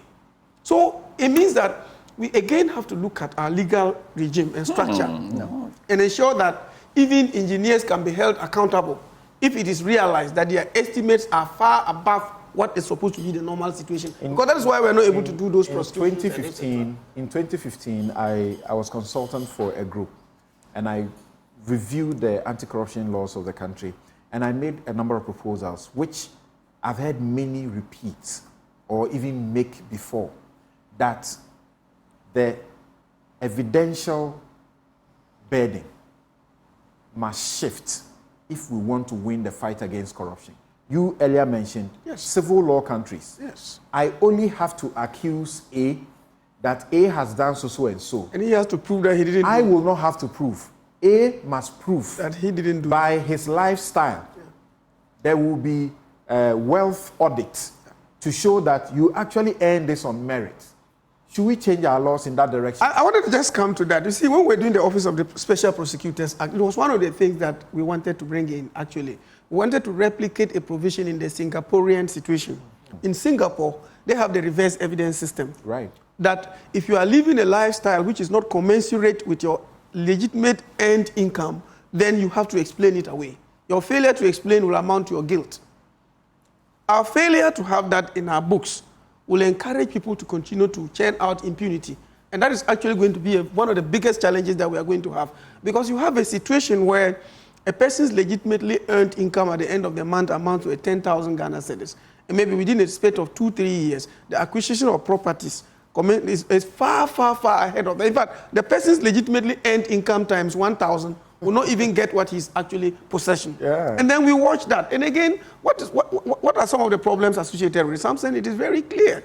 Such people are venerated and held high in esteem. Yeah. And I told you on this platform that just watch out. It sounded comic. Watch out. There are some days some individuals are celebrating their birthdays and social media goes crazy because of how they are able to do, the influence they have, the way they have been able to assist thousands. And all I'll come to but we're not question looking of at the law. legitimacy. Maybe I should end with you now on the question of law. Yes. Does the EOCO have the mandate on corruption as the law requires? If you read its establishment law, it clearly states the things it can investigate. It doesn't say corruption. And But it talks about organized crime. And then the Supreme Court, Yes. was it the Supreme Court, had the opportunity to pronounce on the matter and said that it doesn't have to, in the Auditor General versus EOCO, that now because we have set up OSP and giving that power to OSP, it is the OSP's job and not EOCO. Yes, you see, it must be corruption specific. If it is corruption specific, no other entity has the mandate or jurisdiction to handle apart from the Office of Special Prosecutor, as it were, by the Act. But you see, if you look at EOCO, their mandate, it is economic and organized crime. So where there is suspicion of organized crime, they have the mandate to investigate. So for example, if you have actors, such as those who would come and then provide some money in order for another person to provide contract, you have some middlemen who make the arrangement and all that. You can situate that within the context of organized crime. The Supreme Court said this. It has been stated that respondents' statutory functions, that's EOCO statutory functions, initially included the investigation of offenses that involve financial or economic loss to the Republic, Yes. or any state entity or institution, yes, in which the state has financial interest. Yes. But that this function was specifically taken away by the Office of Special Prosecutor Act 2017, by virtue of which statute offenses relating to suspected corruption and corruption-related offenses under the Procurement Act 2003. Yes, as I have stated, it is not in dispute at all. That we did, because if you look at, even as we speak, some officials of state are being prosecuted under the Public Procurement Act for breaches and all that, But the most important thing is, I think that they assumed jurisdiction probably because they classified it as organized crime. If they classified it as organized crime, then they had the mandate to do. But strictly speaking, if it was corruption and corruption related, then they had no jurisdiction at all. Right. Because if you look at their findings, continued and said, by the OSP Act, generally corruption and corruption-related offenses under the Criminal Offences Act involving public officers must now be statutorily investigated and prosecuted by the Office of Special Prosecutor and no other institution. Yes, they are very specific. But even that one, that is where we're going to have another batch of issues, because you see, it will mean that a complete ouster of the Office of Attorney General under Article 88, which is one of the contentions that some lawyers were actually advocating, that then it will become unlawful. Because if we are making a statute to amend the Constitution, then to that extent of inconsistency it will be a nullity. Because if their law, yes, originally had corruption and bribery. Yes. And that has been deleted by amendment. That is true. So the point now is that by that deletion and amendment, they shouldn't be doing that. Yes, I don't have any problem. That's why I stated that if, strictly speaking, the investigation was to establish only corruption and corruption-related offenses, they would have no jurisdiction. Okay. But probably I'm saying they assumed jurisdiction because they were investigating organized crime, which is also within their mandate. Otherwise, if it's strictly on corruption, all you need to do is like what you remember the Office of Special Prosecutor late last year also made a certain determination and said that, look, this one is not within our mandate, so take it to these people. Money laundering. So it took it to EOCO. And in my conversations with the officers, I understand that this mutual thing goes on between the two of them, interagency cooperation. That they can get a case, they will investigate to a point. This is EOCO. Yes. They can investigate to a point and realize that this is not within our mandate. Absolutely. They will take it to OSP. Yes. The OSP also does the same thing with them. And they want us to pay attention to even the title of their report. Investigative findings on alleged organized crime. I told you straight away. I said the Ministry of Roads and Highways. Absolutely. That is why I said that they were investigating organized. In fact, I haven't even seen it. But I said that the only reason they could assume that particular responsibility was to establish that they were investigating organized crime. Right. If they had said that they were investigating act of corruption at the Ministry of Roads, they would have been wrong in law. All right. And in fact, they would have exceeded their jurisdiction. And whatever findings they would have had would be a nullity. All right. Thank you. They were very careful. Right. Thank you. Dr. Steve Manteau, let's hear you briefly on this. What do you make of the findings? Hello, Dr. Steve Manteau. Yeah, Samson. Yes. Really, I've listened to your panelists, and I seem to generally agree. Except that, when you talk about corruption, I'm not too sure now, as we speak, whether economic crimes also, which may border on corruption, can be investigated by EOCO or not. Okay? Because Honorable Kwenka seems to focus a lot more attention on organized crime in his submissions. But let us also not forget that in the name of EOCO is economic. And economic crimes may border largely on procurement-related acts of corruption. And so for me, to the extent that the law provides that clarity in terms of the boundary, I think would respect what the two institutions do. Does it also matter to you that in the findings themselves, paragraph 4, they refer to corruption. Paragraph 4A, they refer to corruption. Paragraph 4B, they refer to corruption. Paragraph 4C, they refer to corruption. And yet, they would like you to pay attention to the heading, which talks about organized crime. Yeah, it makes it a bit confusing because, look, depending on the issue you are investigating, it could be a crime against the state. It could be corruption related. It could be economic sabotage against the state, which I believe should fall within the mandate of EOCO. But once you go the trajectory of organized crime, then it becomes very difficult sometimes to deal with because then it may be an individual and therefore may involve in that crime or two people. And I'm not too sure whether you can call that organized crime. Right. Organized crime is more like a group of people who conspire to commit a crime. Yes. And what if two people? Would you call that organized crime? Usually corruption-related issues will involve the giver and the taker. Would that qualify as organized crime? So it becomes a bit sometimes confusing in terms of where to draw the line. The law is an us.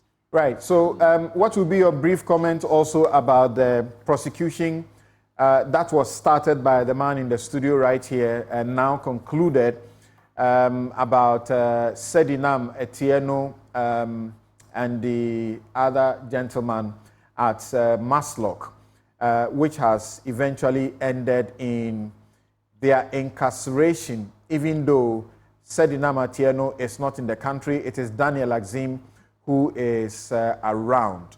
10 years and 5 years, respectively. Well, it's a fair deal, and I think the right signal to public office holders in terms of the management of public financial resources. I, for far too long, have these type of things gone on within the body politic of Ghana without consequences. And I think that as these prosecutions are secured time and again, and it shouldn't be against political opponents alone. I want to believe that there are similar things happening under this very government and want to see action against the government's own appointees in a way that sends a signal that the law is no respecter of persons. Okay, thank you very much, Dr. Steve Manteau. Now, you started this. you expected this end? Long ago. Samson, this particular matter in particular, the first time I reviewed the documents personally, when the copies were made for us to have a look at it by the Attorney General and to have a conference to discuss the details, I actually cringed. I couldn't believe it. The facts were like they were concocted, to be very honest with you. The facts were like they were concocted. Because this was not just stealing, but as to borrow a word from Dog, naked thievery. You know, in one of the charges, Samson, do you know what happened?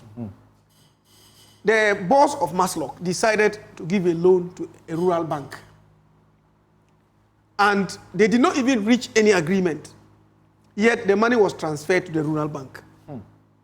When the money got to the account of the rural bank, the people then asked, okay, so what is the interest rate of the money you have sent to us? Imagine, something that you should have done earlier was not even done. Then the interest rate was then quoted by Sedina. When the interest rate was quoted, the rural bank management said, look, the interest rate you have quoted, if we pick this money, we cannot make any money out of it, so we want to return it to you. What do? Good corporate practice. You write to them and give your account, MASLOC account. Then they pay the money directly into the account and produce receipt for accountability purposes. You know what she said? She directed them to cash the money and bring it to Accra. And then they cashed the money in a Ghana must go, carried it to Accra. They met at Bachona filling station, Total filling station, and the money was packed into her boot and she drove away. And that ended it. She's been convicted of that particular charge. Yeah. So then the second one. Yes. I'm giving you, I'm just itemizing them because I have the facts. I don't need to even read anything. Yeah. The second one, they were supposed to do some nationwide sensitization workshops for some category of persons with respect to matters like this. The money was about 2 million Ghana cedis. Less than 5% was used for the intended purpose. The rest was shared. As if it was ground nuts. Look, there was a fire disaster in one of the markets. Some money was allocated to help the victims. Just a little percentage of it was used. The rest, they shared it.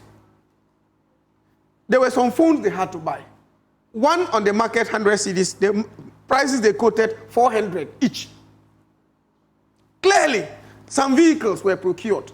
In fact, those vehicles even delayed the trial because we had finished all the charges and then we bumped on a report which indicated that vehicles had been bought, some of them at thrice the market price.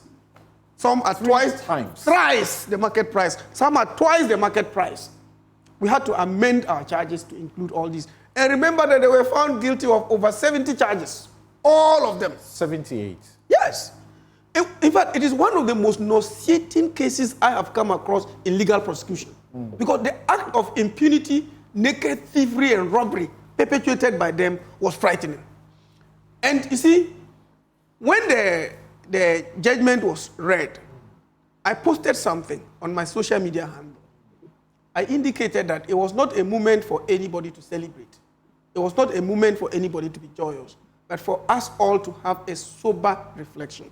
In fact, Tua Yeboah has been saying, all those in office now, take a cue. That's what I'm just coming to say. You see, you have to be very, very careful. Day of accountability will come. And when it comes, you'll be in that dock alone. And the wheels of justice may grind slowly, but in the end, when the pronouncement is made and you are taken away to Insawam, you would come to the realization that acts of impunity cannot go unpunished and go forever. Samson, just to conclude on this, if you look at the acts, and if you look at the conduct of even the principal person, which even made Justice Sefia Sewa very angry.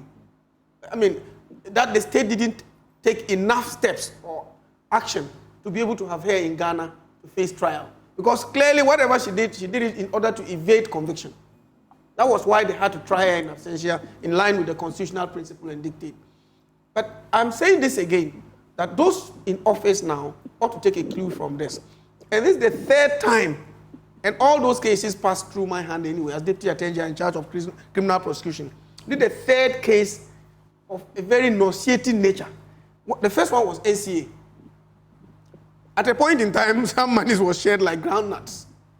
And they secured conviction. Then this one. And the third one, you remember, venture capital. You remember venture capital? In that particular case, they had to take advantage of Section 35 of the Courts Act. And then they did a plea bargain. They were convicted, and then they went ahead to pay. If you look at a combination of these cases and the convictions that have been secured, and then at least the amounts of money involved and etc., a lot would have been saved to this nation. But as I have stated time and again, those in office now ought to take a clue from this. And I thank my brother Chia Yebua for the statement he has made. They have to take a cue.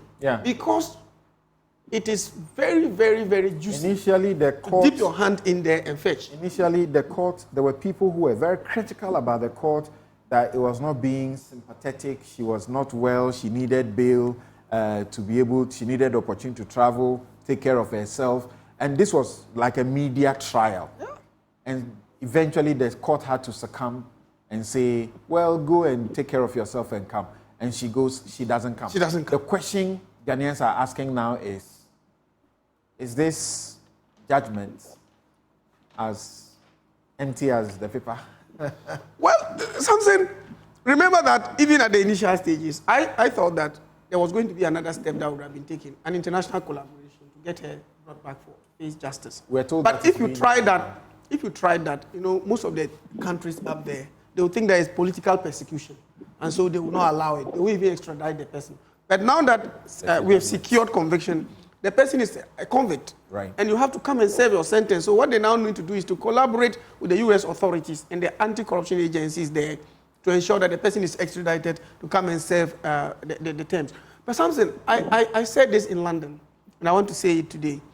Sometimes out there, when we go, we are so much bastard. We went for economic crimes conference in Jesus College in the UK. Be very brief about that. And it was some kind of unanimous thing by our friends from the West that we are just a group of criminals up here. And I stood up there and I made a very forceful point. And I talked about the fact that sometimes millions of dollars from Africa, we cut it to those countries. They receive the money.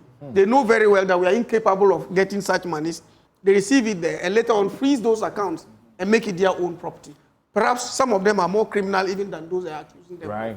So I am just in conclusion saying that what the fate of Sedina Tamaklo and other persons be a guide to all public office holders, that one day accountability will knock on your door. Right. Thank you very much. I was trying, and thanks to Martin Pebu, Alex Mould is not in jail. He would have been in jail. Yes, but for Martin Pebu. He's too surety, and then she escaped. Probably there was some advice. She said, okay, if I go now, the consequences that the civil process will be taken. Thanks to the case that Martin Pebu mounted, that a person who stands surety should not be put in prison, but rather their property should be chased to liquidate the bail sum. I was trying to put the monies together, and I went to each count. Count one, stealing. That is the 28th of August, 2014, 500,000. She stole the money. Count two, stealing. 13th April, 2016, 84,000. She stole it. Count three, stealing. 21st of April, 2016, 73,500. Count four, stealing. 1st June, 2016, 126,000. Count five, conspiracy to steal, stealing. 16th June, 2016, 114,000. Count six, stealing. 16 June 2016, 114,000.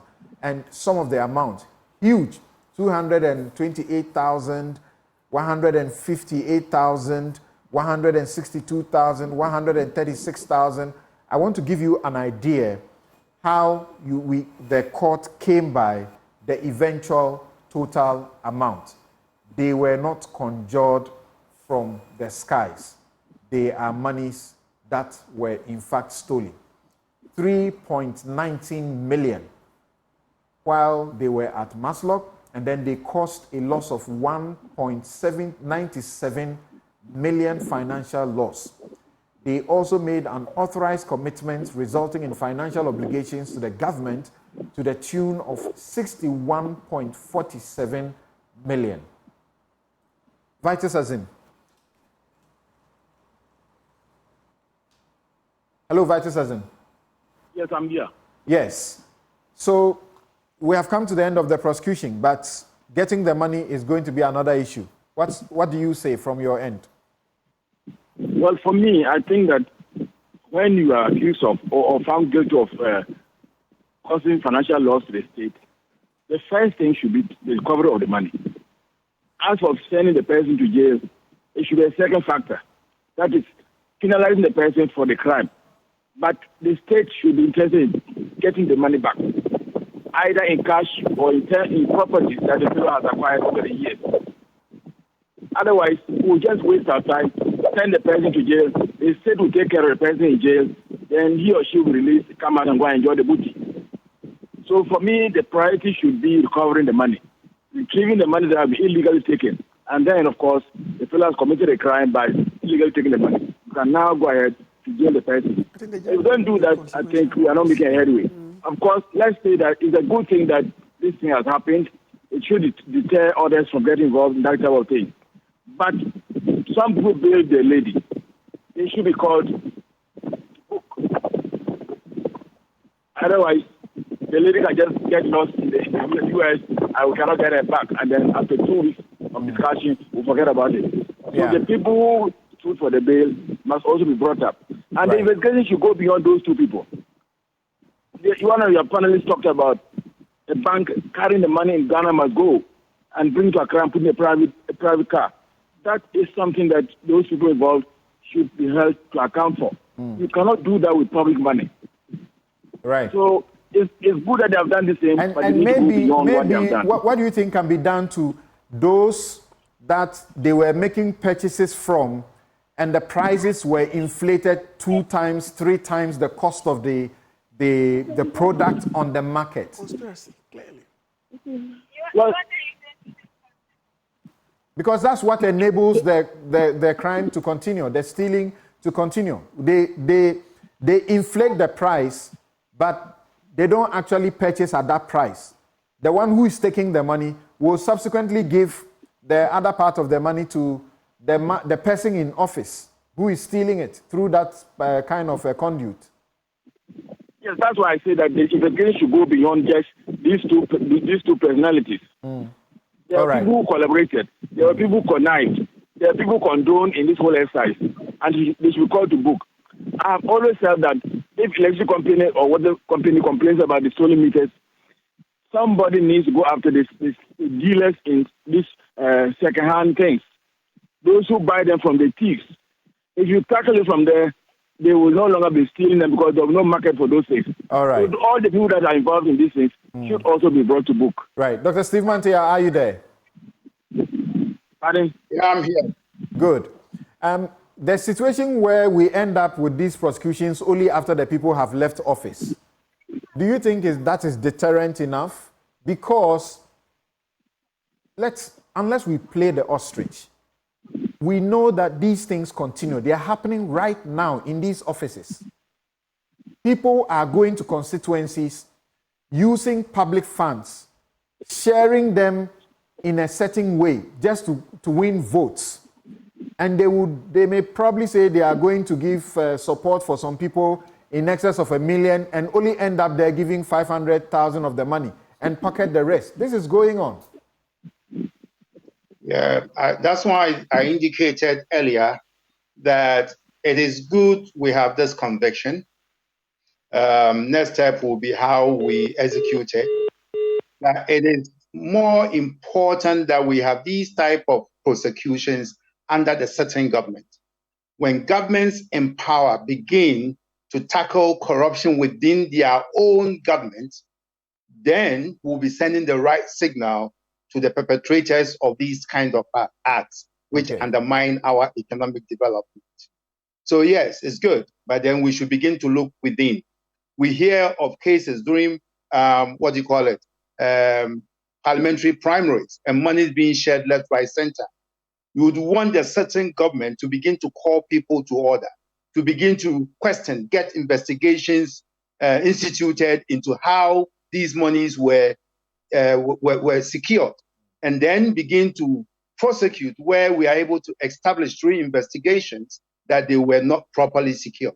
Now, my biggest worry now is even the amounts that are getting into delegate vote buying and the role of even illegal mining in this. So the web of criminal financing of political campaigning is becoming much broader than we envisage currently. And we need to get governments, certain governments, to begin to act and deal with their own appointees.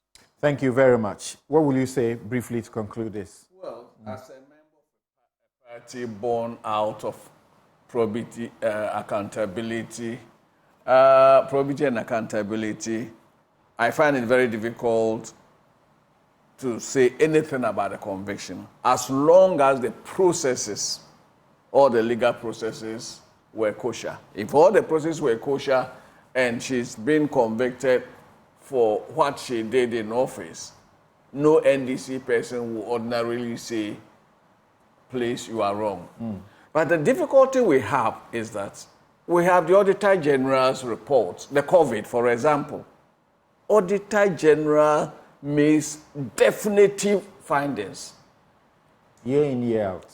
And people culpable have not been prosecuted, let alone convicted. And that is the biggest challenge we have. All right. And these are live cases. The Auditor General comes out, reports to Parliament, Public Accounts Committee, and the government seems not interested. They are more interested in clearing current government officials. And so when you go back 8-10 years and picks a case, as legitimate, as genuine as the case may be, it is looked at from a certain prism. That's right.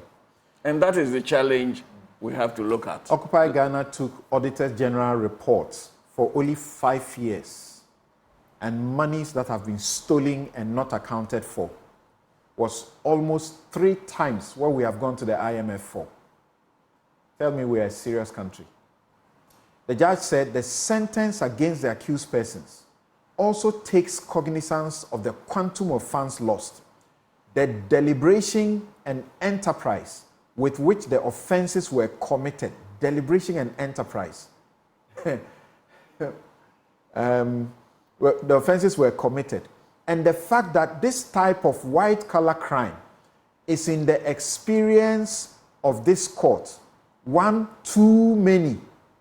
The court will therefore, to curtail crimes of this nature, hand down a deterrent sentence to deter would-be professional criminals from copying the actions of the accused.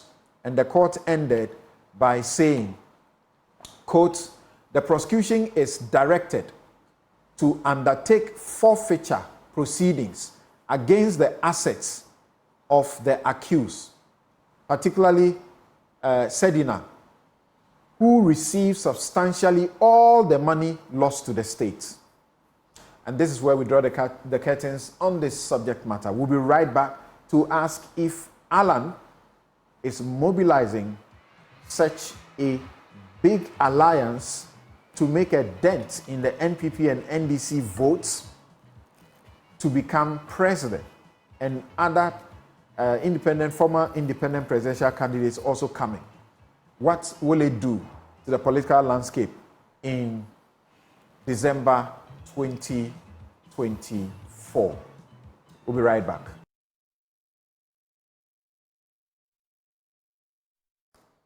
Welcome back. This is Newsfile. It's your most authoritative news analysis platform, and here on Newsfile, we put Ghana first. And joining us for the very last segment is Nana Ohene Into, Senior Advisor, Alan Kyerematen. Alan Kyerematen is the independent presidential candidate who is the founder and leader of the Movement for Change, a movement that is sending some shivers down the spine of some people. And now suddenly they have been able to bring together 9 others under the umbrella of the, what they call Alliance for Revolutionary Change. So let's hear Alan Chemating briefly, something very quick he said at this meeting.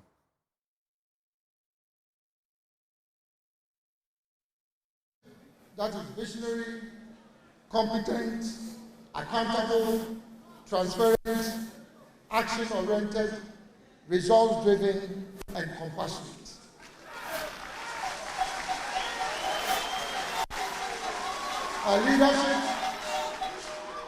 A leadership that will fight corruption ruthlessly and lead by example, and not provide a safe haven for corrupt political appointees and other public officials. Implementing transformational policies. Governance is about policy making and execution. What Ghana needs now are transformational policies in all sectors, namely in the macroeconomy, in the productive sectors, including industry, trade, agriculture, tourism, in infrastructure development, in social services delivery, including health, education, and sports. Speaker.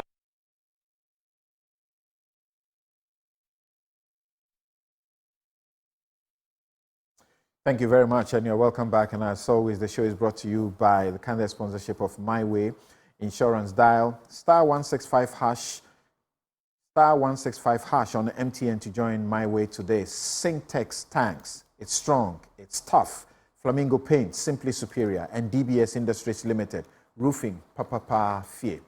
So, now into the talk in town is that, yes, people are surprised at the numbers you are raising in the places that you go, but it appears you are just intended to be spoilers. Is that what you are up to spoil it for MPP and NDC so they don't get a one-off victory? Thank you very much, Samson. I think that statement or that thinking in itself is the problem that we have as a nation, where we are so taken in with the duopoly of MPP and DC that now the votes of Ghanaians is their bona fide property, and that nobody has a right to touch those votes, that divinely, possibly, God has shared the votes of Ghanaian voters between MPP and NDC so that anyone who made any significant attempt at bringing Ghanaians an alternative in terms of leadership doesn't even have a right to go and touch those votes. They have to go and look for some votes from the sky, and that these votes are sacrosanct. For me, that is really, really problematic. And it is a mindset in our quest for improving government, governance, political leadership and direction. It's a mindset that in itself is a major block to any opportunity or chance for us to shift the trajectory of our political direction. But you admit many Ghanaians say we need a third force. Exactly. Are you the third force? So now it's emerging. I wouldn't say, but you see, I was going to tell you, right now, when you hit the streets, you are in media, just talk to ordinary people. You don't need to use any particular set of criteria to choose. And then ask them, so MPP and DC election is coming. It's a lot of despondency. There is a lot of hopelessness, a lot of apathy. Why? That is a major phenomenon that we need to interrogate. So if you are really in touch with the people and how people are feeling now, if there was any time when Ghanaians truly wanted a change, let's even say simply for the sake of change, it is now. In terms of the partisan nature that the Fourth Republic especially has experienced, and to the extent that now I had this joke that if you are walking by the roadside and you found 2 dogs or 2 goats or 2 cockerels fighting, depending on the intensity of the fight, you can tell that these are NPP-NDC goats or NPP-NDC dogs or NPP-NDC cockerel. I mean, we're making a joke of it, but that should tell you how bad partisan politics in our democratic experience has taken us and how much it is now affecting our very capacity to think, to make choices, and to even pick alternatives that clearly will give us a better run for our money. So that statement for me is unfortunate, and it is really, really pathetic. Because there are some who are saying to say the level of the deterioration of the partisanship can be seen even in recent events like the Ameri plan that was taken to Kumasi. Those who brought it were not given any role whatsoever, and the whole credit was given to the president. When I was on my way here, I was listening to the discussion of my friends here. And I was telling myself, just this Ameri plant transfer alone should be enough for Ghanaians to decide that enough of MPP and NDC. I mean, you can't force anybody to shift their thinking. But we are presenting a case. Alan and some of us are presenting a case to Ghanaians that there is no need for us to sink into this state of despair and hopelessness because we are stuck with 2 entrenched political parties that are not meeting our hopes and aspirations, and yet our hands are in the air in despair. Now, today, by the grace of God, Ghanaians know who Alan Kyerematen is. And fortunately, when you look at the Constitution of Ghana, the power that the Constitution gives to the president is not given to a political party. So even if the president would have come out of a party, once he assumes office, the political party has basically nothing to do with the president's exercise of power. I mean, to the extent that in recent times, we saw in President Akufo-Addo's case, his own party's members of parliament who provide him with the bulk of political support within the government structure, basically went on rampage saying that we want you to change the finance minister. So-and-so is becoming too much. He said, listen, I am the president. You have issues, but I'm sorry, I cannot change him. He didn't even listen to his own party. Of course, he has that the presidential right and the power of the Constitution. But you see, this is exactly why today, if Ghanaians are truly concerned about our current situation and the fact that the extent to which MPP NDC, winner take all, that partisan duopoly is restricting our capacity to grow, then it is time. As for some of us, we will just present the issues. I talk to people and they say, Alan, yes, we know Alan is the one that can help us, but would Alan win? And I ask them, if you vote and I vote, Alan has won. If you truly think that there is a need for change, and it is all in the air, and you truly believe that you have confidence in Alan's capacity, because there's a record for you to check. Because Alan cannot win before you vote for him. You would have to vote before he wins. He's been preaching the all-inclusiveness. Yes. Abu Sakara is the big name in there. Who else? I can see you have a list. Who else is in there on this alliance for revolutionary change? Yes, it's good you give it a chance, because then alliance partners will know that we also recognize the alliance. We are not just carrying on as movement for change, because now it's very significant. You have, of course, Dr. Abu Sakara, who is a very well-known name, a former presidential candidate. When he contested on the CPP's ticket, yes, he was said to have won the presidential debate. But of course, he couldn't win the elections. Yes. Please go on. Thank you. Then you have Bishop Dr. Samuel Noy Mensah of the Ghana First Coalition. You have Mr. Akwesi Adai Odike of the Union Government Movement.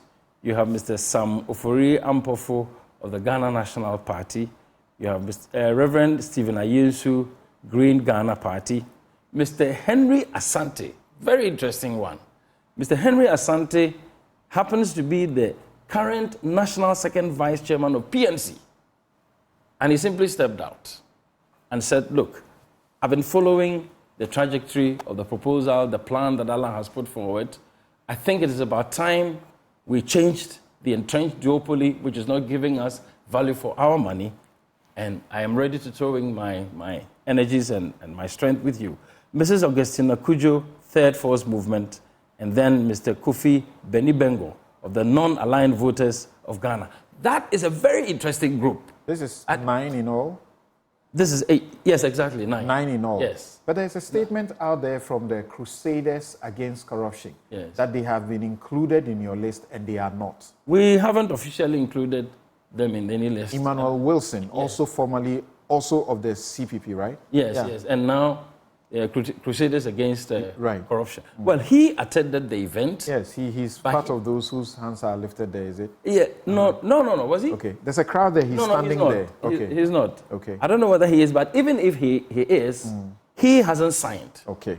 So we have not included him. So there's no confusion here? No. But of course, he has shown a lot of interest, especially the principles and the values that the Alliance stands for. Okay. Yeah, so basically, if you talk about whether we are spoilers, Alan is in to be a spoiler, my direct response to you is absolutely no. Alan means business. In fact, a lot of people don't know that Alan Chamating first wanted to stand as presidential candidate for the NPP in 1996. That was the first time Alan showed interest. But for the intervention of late Apia Menka and the rest of them, Alan would have been competing against Professor Dubois, against Dr. Selby, against President Kufuor, and the rest of them at Legon. You know, so from that time until now, Alan has consistently shown that, look, I have something to offer as a person. But you acknowledge that it's a difficult terrain. Of course. Here is a case you are dealing with mindset, and you're having to do mindset change. You're having to deal with traditional relationships. You're having to deal with emotional relationships. You're having to deal with support that sometimes doesn't depend on anything but the fact that my family happens to be UP.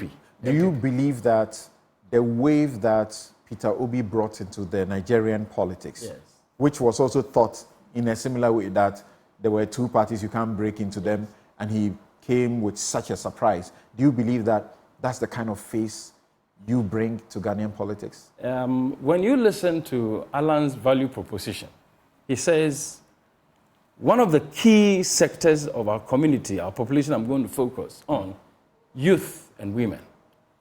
As I speak to you now, of the estimated, almost confirmed 16 million voters, 70% of them are between the ages of 18 and 45.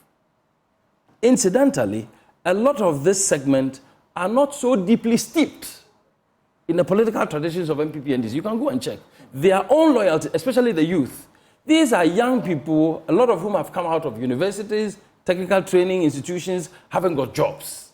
And Alan is saying, you look at my blueprint, look at my track record in government. My focus has been creating avenues for jobs. Even as a minister, I have done so much.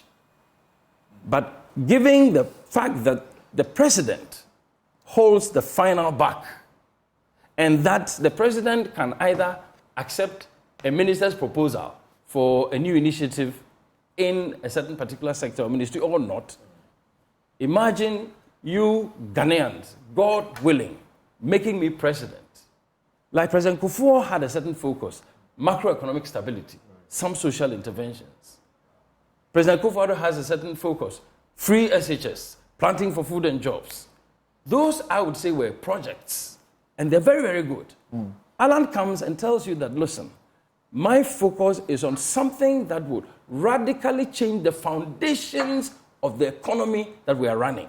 Now, when President Akufo-Addo talked about the Gudgesberg economy when he was a candidate, and that he was going to change that when he becomes president, I was expecting the kind of change that Alan is talking about now, something radical, something revolutionary. That is when you would say you have moved away from a Georgesburg economy into a new kind of economy. To a very large extent, we are still sort of locked. Give me the next 5 minutes. Okay. Let's donate the next 5 minutes to Reverend, is it Dr. John Pipi? Dr. John Pipi. I'm sure you may have heard about the Grand Coalition Ghana. Yes. The Grand Coalition Ghana says they are rescuing Ghana for all generations. And they are, I'm putting the picture of the persons there who have also come together to form a coalition for you to see. Teria Nkrumah, Jacob Osei-Yeboah, presidential candidate, independent, we have seen before. Owura Intim Ejakon, then Dr. John Pipi, Richmond Owusu Frimpong, Kenneth Kwame Asamoah, Dr. Edward Oheniche, Apostle Augustine Yao, Kuma. Yes, Kuma Nkama. Okay, and also Reverend Dr. Samuel Walanyo Mensah. They come together to make the Grand Coalition Ghana. My question to you is, why are you not reaching out? Do you need to be split in the manner we are seeing it now? Dr. John Pipi, thank you for your time. And very briefly, some of the people in your group coming together, we don't appear to know them. Beg your pardon? I said some of the people in your group coming together to form the Grand Coalition Ghana, we don't appear to know them. Sorry? What's the Grand Coalition? What's your plan? Why coming together separately rather than joining forces with those who have opened the doors for you to come together? Well, it is still work in progress. The Grand Coalition is the initial effort to get like-minded leaders together. However, there are several others that are in. We can hardly hear you. Hello, Dr. John Pipi. Hello? Okay, sounds a little better. Please go on. Okay, thank you very much. I'm saying that the Grand Coalition is work in progress, and there are those of us chairs are there right now. You must have seen in a poster. Just the starting point, and several others are lining up. I'm part of this and reaching out, and the group is also reaching out to many more to in fact, in the end, unite all those traditionally called the third force, but we now call it the alternative leadership space. What are your constituencies that you are bringing together in this Grand Coalition? Each of the they've got their leaders of political already. The groups that have got different levels of penetration into this country. Some are relatively small, others are much bigger, and so it covers a whole range of stature. The argument has been that you are better off seeking parliamentary seats so you can make inroads into parliament and then take it on from there rather than seeking presidential slots. Well, it is not one or the other. We are working with parliamentary candidates as well. In fact, we have identified a number of constituencies where which are known as swing constituencies, where the voters swing from one person to the other, and we are asking credible parliamentary candidates for all areas as well. So this space is not devoted to only presidential aspirants. I mean, maybe you might be misled from looking at the pictures there, but it's going to be people working in all these consequences as well. All right. Final question to you. Are you not interested in joining forces with the Alliance for Revolutionary Change, led by Alan Chemanting? Well, we do not believe that he represents the traditional, what I'm calling the traditional space. Too much of the old, too much of a copy of the old coming back, you know. We felt there's too much of a dyed-in-the-wool MPP.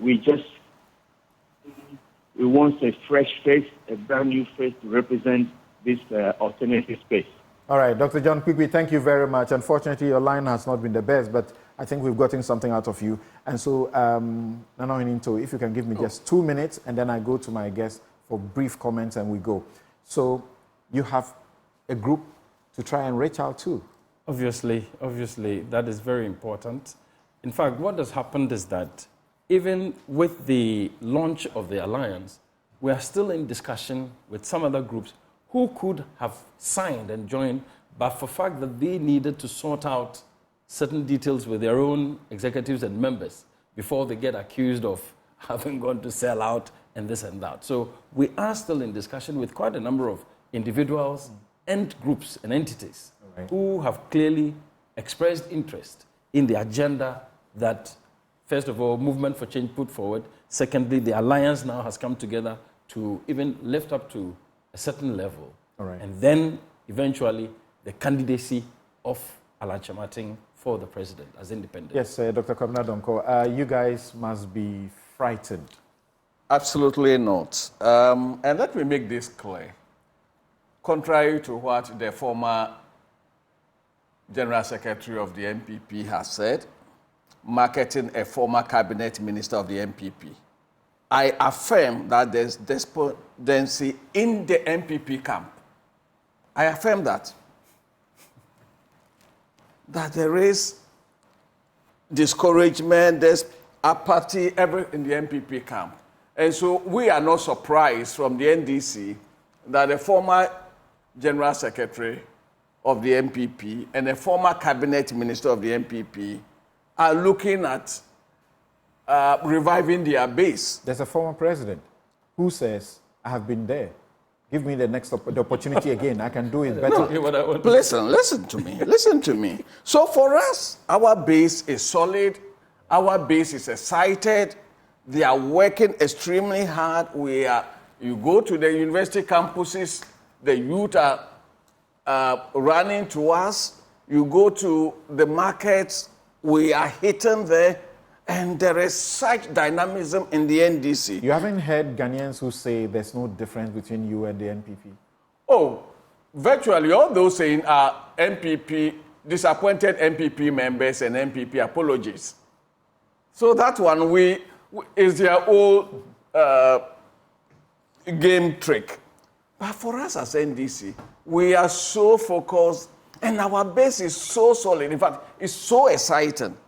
So we can understand that our opponents have issues with apathy, they have issues with as a politician, you don't take things for granted the way you have just said. You can't ignore this movement. For us, this is a faction of the MPP. Simple and straightforward. So it is MPP internal political re-engineering. There are PNC guys there, Henry Asante and the rest of them. Look at their votes. Look at their votes. So for NDC, but a single vote matters because that is what wins elections in Ghana. Listen. First of all, NDC, we are focused on what we are doing. What we are doing is to rescue this country from 8 years of underachievement. We are focused on that. Most importantly, we are also focused on mobilization. We are a social democratic party. We are mobilizing. And so I affirm what all he has said, the despondency. You are repeating that. Yeah, it's from the MPP camp. All right, Kwanka, what do you have to say? Doc, for the first time this morning, I vehemently disagree with you. You know, you can, as a political class, because you are looking for power, you can pretend and say what you want to say. But touch base at the rural areas and look at certain projects that have been executed by this government over 8 years and the appreciation that is being shown by rural folks as far as the New Patriotic Party is concerned, talk about the various interventions we've made in various facets of our national life, including but not limited to free senior high school and the many massive infrastructural development across the country and etc. And you come to the conclusion that the New Patriotic Party is poised to retain power on the 7th of December. But very briefly, this is a very good elder brother and friend. Very, very good elder brother and friend over the years. But I'm sad where he is today. I'm very, very sad. He was your best, and he must remain so. I want to be frightened. I want to invite him to have a second look at what they are doing and come back home. Okay. Because it's not too late. From what you have heard, saying this, just I'm saying 30 seconds. In 30 seconds, I'm encouraging him that he used to be one of the persons that some of us looked up to, and we want him to come back. It's not late. Look, if Alan had won the primaries in the first round and gone ahead to win the presidential primaries, MPP would not be described in terms they are describing now. They would have wished that Bawumia and other people should come and support. In like manner, Dr. Bawumia has been elected. Thank you very much. Come on board. Thank you very much. And that's all time will allow us. But if you can, some 30 seconds, what do you have to say to close? For me, it's quite funny that anybody would think that what is happening with the movement for change and this alliance is a joke, more or less, and that anybody is going to reconsider before December 7th. This is serious business. And for a person like me, who has been General Secretary of MPP, and coming from the kind of background that I am, both in terms of public media and politics, from the late 70s until now, to take a decision of this nature, I mean, I must have thought very deeply. All right. Alan Chamating himself. Now, you know, when people come to this kind of radical decision, then you should realize that, look, it gets to a point where you tell yourself, enough is enough. All right. Thank you very much, Nana Oheninto. Thank you. A senior advisor. Nana, come back home. Dr. Kwabena Donko. It's your wish. Come back home. It's your wish. Joseph Dindio Kwenka, a former Deputy Attorney General and Minister for Justice. I'm Samson, Lardy, Anyenini. This has been Newsfile. Join us again next week for another interesting edition of the show. My outfit these days will be by Konati Clothing. You can find them at Adenta Shopping Center, Adenta Down. And you can call them 0244 676732. Have a good afternoon.